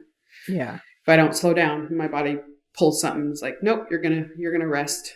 And so I've just, over the last several months, slowly pulled myself back together and tried to provide healing and speak about what I've been through. And one of the things that got me into this was after Brandon died, I didn't know what to do. And I got on TikTok and I recorded this disgusting video that I was crying, I was sobbing because I just was in shock. How could we lose 4? Yeah. And I wanted people to see like what it looked like when you lose people by suicide. I recorded the video and got off. And then I was going to get on the next day and delete it because I felt so gross about it. And I looked and I saw all the comments. And there was this one girl said, I've been thinking about it for months, but after watching this video, I can't do it now. Something along those lines. And I was like, okay, I can do this. So I posted, here and there. I came across, I'm getting to how I'm ending up where I'm at now. Okay. I came across this channel called My Suicide Story. His name's Joe Massa. And people tell their suicides, like how they survive suicide attempts. I put in my submission. This is in 2020. What's it called? My Suicide Story. He's on YouTube. Okay. And he's such a gem. And I put in my submission in 2023. Completely forgot about it. And then this summer, he emailed me. And he's like, I just came across your story and your submission. And I was like, well, buckle your britches, bud, because we lost. You're like, I have lots more to tell you. And I mean, I was on the phone with him for an hour. And again, he's like, I've never heard of this in my entire life. And he's like, I talk to people that are suicidal and that have experienced the worst of the worst. And I've never heard this in my life. And he's like, I want to try to get to you. I just don't know if I can. And so we ended up doing, recording on Riverside. And that's ultimately like, I was not sure if I had the strength to share my story because it's all so intertwined. And I knew that I was going to have to throw certain members of my family under the bus. And I knew, and I haven't even shared all the horrific shit that I endured as a child at the hands of my siblings and the bullying and the abuse that my mom, occurred. I knew I'd have to throw people under the bus. But just the toxic family cycles just show up. And I have to remember who has showed up for me. Mm-hmm. Not one fucking person in my life, in my family, has ever showed up for me. Right. And so I decided, you know what? I'm just going to do it. And Joe, he recorded it and he's like, I'll send it to you first. You can watch it. You can let me know if you want me to post it, because he posted on YouTube. And he sent it to me a month or so later. And I watched it and I was like, full send, just do it. Just put it up. It's good. And he connected me with Lisa Sugarman. She's this wonderful, he's like, I met this amazing woman. I want you to meet her. And so her and I had an hour and a half long conversation. And she is the co-host of us called the Survivors podcast. And she wanted me to appear as a guest. And also she's like, whatever you need, I will be there for you. Like, if you just need a person to talk to. She's like, have you thought about writing a book? I'm like, girl, have I thought about it? If I could just make money on all the people that have told me that already. I know. And then I got back on TikTok. I had gotten off. I've been off for a while, and I started sharing more, and I did like a 3-part little series, and the first one's got like 35,000 views.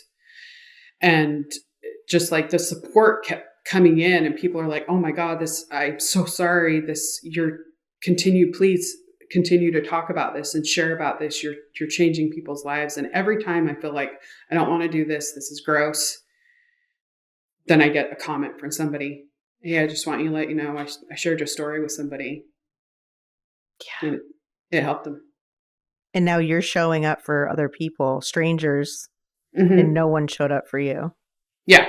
And Lisa and I launched our first, so her co-host ended up having to leave, and she invited me. She's like, you're the first person I thought of. She's like, will you be my co-host on this podcast? And I was like, 100%. I don't even need to think about it. Let's do it. So her and I have been working over the last month, recording and rebranding and all that stuff. And we launched our first episode last Wednesday. What's the name of it? It's called the Survivors Podcast.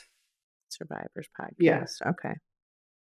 And we'll make sure we put the link in there too for everyone. Because we've got different handle names on all the socials, but we're on everywhere. But we've had our first episode, and again, with my followers on TikTok, I met the most kind-hearted people. I freaking love that app. Yeah. I love that app so much. Well, I think that's how I saw you, because, you know, normally we have people, we have like thousands of people that like write in to come on. And I can't remember which video it was, because I watched like several of yours, but which one like I saw, and I'm like, I told Kenna, I'm like, I'm going to get her. I'll contact her myself, because it's not usually through TikTok and stuff. But yeah, I remember it it touched me. And I've only had one experience with suicide, but my friend actually committed suicide, and I saw everything that happened. Like, oh my gosh. Yeah, like he ate his gun. I'm so sorry. Yeah. But so obviously with that, and that was in 2017. So when I see things about suicide, and then I think of how bad one affected me, and it was not just one of my friends, but it was one of my friends. And then there's you, who there's just one after another. Like, I don't even understand how you could even process all that. And where you have to truly probably do day by day. Yeah. And I just talked to my brother about this last night, and he too. Yeah, I think it's for all of us. It's a daily practice of choosing to go on with life. Because we've all encountered, most of us are all in therapy, and they've all told us, you guys are like the ultimate example of what resiliency looks like. Yes. Most people lose one family member and they don't function for years. Right. And so the fact that you're up and functioning within just weeks or even months. And so I'm like, well, that's what happens when you're marinated in trauma as a kid. That's actually the term that Dr. Beale used on me, because he diagnosed me with CPTSD when I was 18 or 19. Okay. And he said, you didn't just experience one traumatic event or this. He says, you were literally marinated in it. Yes. Your whole growing up life. And it physiologically changed the chemical makeup of your brain, which is why you struggle with depression as much. And I've had another psychologist tell me the very same thing. because I just thought I was broken. And they're like, no, your brain didn't form correctly. Is suicide very high in the polygamy world? Like as far as the kids who live it and experience all these crazy, I don't even know what you want to call them. I have heard stories of it being very predominant in the Jeff side of things, that I have cousins and things like that have taken their lives. So it does seem to be something. And I'm like, where are the doctors? Like, where's the medical field? Y'all need to study our shit, because like our brains, I'm surprised our DNA. They haven't. Yeah. I've asked doctors and they're just like, I don't know what to tell you. I'm like, thanks. Hello, we're like a flashing study right here. Right. But you're not allowed to go anywhere because you have a lot to do. I fully believe that with all my heart. Like, I do. Like, you're here to make a difference. Thank you. And you have to keep doing that because you have so much to offer. There's so much. It's nice to hear that. I appreciate that. You know, and I had suicidal things throughout my whole life too. And I know like how sensitive it is, and how one minute you could feel like I totally don't want to be here and I'm going to do this, and then you don't, and later you're like, oh God, I'm so stupid. Like, why did I even think that? But then at the moment you really felt like it, and those feelings are so real, and you just don't want to feel the pain anymore, and people don't know what to do with that. And like, you're here to talk about your own. Oh God, I'm getting so choked up. Yeah, and I tell people all the time on my social, particularly on TikTok. I've had a couple of people reach out to me. I'm like, it's open. If you need to talk to somebody, please reach out to me. I check every single message that comes through. Yeah. I just broke 5,000 followers. That for me, that's monumental. I am so grateful. Yes. And so blessed. And I just want people to know that they're not alone, because I have felt alone my whole life. And here's the thing that I've learned is nobody's going to show up for you. You have to save yourself. Yeah. As much as my husband has, he steps up, he takes care of the kids, he handles everything as I'm just trying to survive. Yeah. And he fully becomes the parent, and I just become something laying in bed. But I have to actively choose myself to get up and do what I have to do to get through the day. Right. You have to have the courage and the strength. And God, do I know that it takes strength to pull yourself out of that damn hole. Yeah. And some days you do, some days you don't. And you just have to give yourself the grace, be kind to yourself. Which is hard when you've been abused all your life. Because you don't think you're worth it. Yeah. You know? Good Lord, girl. So yeah, that is just me in a nutshell. Oh God. Your sense of humor has got to make it so much lighter for the people around you too, when they have no idea like even what to say or do. Well, some people are good with it, and other people are like, what the fuck's wrong with you? I'm like, I'm sorry. I can't help it. And my sister Jenny, so we end up having theme songs. So when Brandon took his life, oh God, I was driving and she tells me, what song's been playing and over in my head? I was like, what? She's like, Another One Bites the Dust. I had to pull over because I was laughing so hard. But if you can't laugh, like you're in trouble. Like it can get so dark. Yeah, and that's how we've all kind of trauma bonded, because that is the only way we can talk about the fucked up shit that happened in our childhood, is to make a joke out of it. Yeah. Because if we don't, we're just not going to survive. No. It's too awful. It is absolutely too awful. And I mean, some of us can sit with it and just be like, okay, yeah, that's pretty good. Yeah. And that's where like EMDR therapy comes in play. That I've done several sessions of that, and that helps tremendously. But again, You have to be willing to sit in that pain. Right. And that takes a lot of tough. work. But I tell you, once you're on the other side of that, it is so free. So free. How's your relationship with your mom now? Present day. Ish. So yeah, she sung all my praises for flying out there, taking care of her, taking care of the funeral, and everything was good through the summer. You know, but her colors show, and it's so abundantly evident, you know. And this is where I have to choose myself.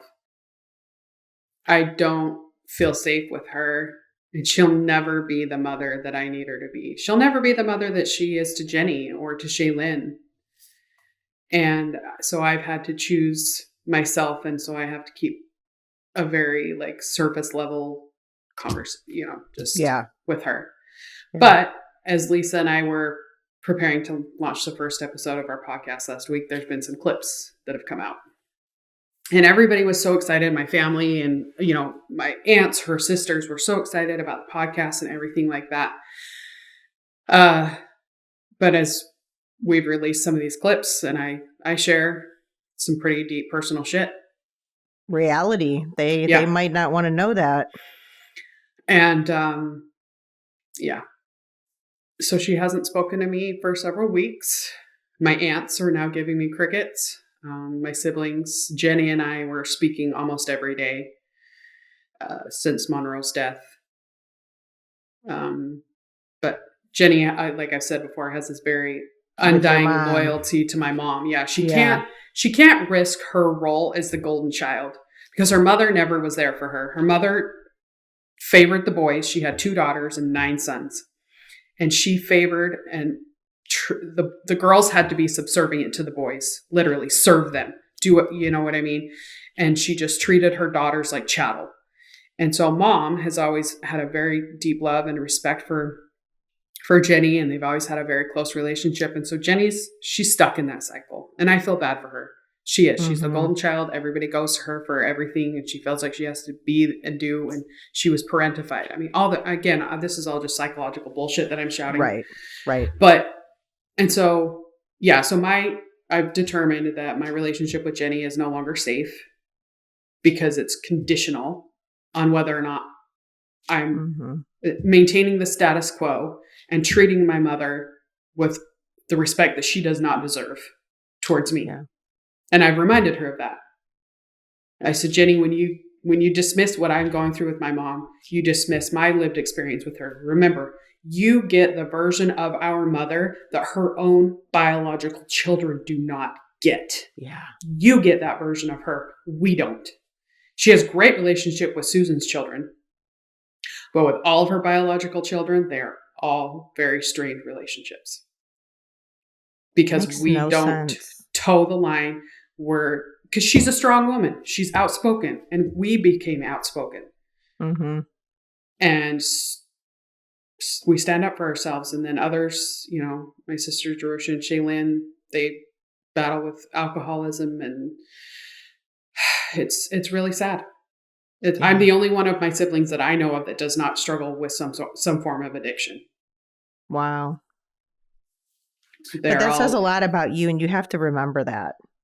Because with all the shit you've been through, the fact that you don't have any issue like that is a big deal. The fact that you recognize different patterns and even Jenny's relationship with your mom and how that makes you feel, and that you can actually talk about that to her, that's huge. Yeah. Because you're actually out there telling the truth. It's just most people don't want to hear it. Right. Yeah. You know, they don't want to, especially if it involves them. They have to take any kind of responsibility. Fuck no. Yeah. They just don't want to. And it's realizing, and I think that's the hardest part within toxic family cycles, is actually looking at the truth and the core of it. Mm-hmm. And even with siblings, like I said, Jenny and I have had the vast majority of our relation, our lives together. We're incredibly close. But then when I look back at all the times when I really, really needed her, like after my first suicide attempt, she completely cut me off. And I get it. part of me gets that because I pointed the gun at her. She had a baby at home, but it's still like, why the fuck was I abandoned to deal with it on my own? Yeah. I look back at retrospect, you don't see it when you're in it, but when you remove yourself and there's 2,300 miles between us now and I'm seeing things and I'm like, holy fuck.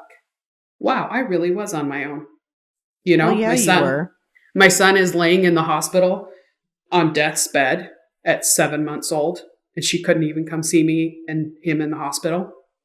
My mom, it was too hard for her. My mom couldn't come till the very last day that he was released because it was too hard for her. Yeah. Pretty selfish. Yeah. But very typical with those type of people. I mean, that's just who they are. Yeah. I like that you're able to see now that your mom is never going to show up for you the way you need her to. To come to that realization, that's tough. Yeah. And it's sad. It's grief. There's a lot of grief that goes on with that. And realizing that I will never have the mother. And so I've had to, the greatest lesson I ever learned from her is the kind of mother I didn't want to be. Right. And I show up for myself and for my children and reparent myself while parenting my kids. That shit is fucking hard. Right. Right. Look what you grew up with. God, I hope you give yourself a lot of credit. I know it's probably hard, but I think in the more you do this, I think you're going to see it more in the way you're able to change lives just by telling your story. There's going to be so many. Someone told me the other day that I will never know, truly, I will never know the amount of lives I've saved because most people won't talk about it. They won't talk about it. I was speechless. I was like, wow, that's incredible to think about. But the fact that you're being that strong and putting yourself all out there, out there. Like so out there, girl. I feel like I am standing here butt ass naked. Yes. But shit, you're still doing it. You're doing it. It's hard. It's hard. But if I can save one life, it's good enough for me. And I think I was telling you this earlier. I'm sorry if I repeat myself. No, you're one of my followers on TikTok. He contacted me 2 days after our first podcast episode aired last week, and he says, "I want you to know I had a friend that was on the edge last night.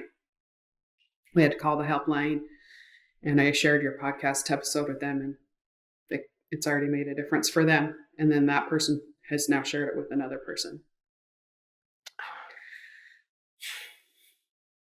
So that's all I can do. Don't you ever think that you're not needed here, girl, because you are. And I'm nobody, but I see you. Just wow. Thank you. So proud of you. Takes so much. It's a lot. You're amazing. I'm telling you, big things. Big things. Thank you so much for sharing. I mean, I'm grateful that you came on. Thank you so much for listening and letting me tell my whole story because it's a lot. Well, I'm just your whole story is a lot, and it's just so hard. Like my heart is just in my stomach. It's way too much for one person to go through, you know? Mm-hmm. It is. But I can do this for my kids. And I'm glad your husband's showing up too. And your babies, they can't be without you. I love them so much. And but I don't show them on social media. They're not allowed to have social media. So I keep that private and protected. Yes. Yes. Especially as I'm getting into this and possibly becoming a public figure. Mm-hmm. I have to protect them. I don't want my story to become their story. Right. Right. Yeah, but they're going to be so proud of you. They're going to be so proud of you. I'm so proud of you. I know so many people are going to be proud of you. Thank you. You're amazing. Do you know what's weird is when people give me all this adoration and thank you. And I have the hardest times accepting it. It's so hard for me. It's because you never received it from the people who you were supposed to receive it from as you were growing and learning. That's why. I'm the same. I get it. I get it. You still never feel good enough or worthy enough, and just, I get it. Does it ever get better? I mean, at times, I think, if I'm being honest, but like people will even say stuff with this, and I'm just like, well, this is what I'm supposed to be doing. This is why I went through all I went through, because I'm supposed to be doing this. I didn't go through all the hell, just like you. You didn't go through all this hell to not do anything with it, to make it through it, to not be able to help other people, to make it a little easier for other people that are living the same fucking hell out there. Yeah. You know, like I'm 49, now I'm going to be 50. But, you know, a lot of my stuff happened when I was so young and there was no one to be relatable to. You completely felt all alone. You know, there wasn't social media. There weren't those things. And, you know, that's the blessing. I mean, it's a blessing and a curse with social media. You know, there's a lot of good, but there's a whole lot of bad too. But the good in it is just for people, for me even to see your story and go, yes, she's going to touch people. I'm going to get her because her story, and she's strong, and she's this and she's that. People need to see that. They need to see you can come out on the other side. Even though you're still struggling, even though it's a struggle every fucking day, you're still on the other side. You know, so the answer to that question, sometimes it gets easier to hear and to accept, but you just never feel like you're doing enough. There's always more. Like, I need to do more and help more people. But even if it's that one person that decides not to that day because they heard your podcast or heard an episode or whatever, or heard a reel that you just posted, you know, that's one person that's still here. And you never had that. So you do have to really take that deeply when people thank you, I think, because you're giving people something you never had.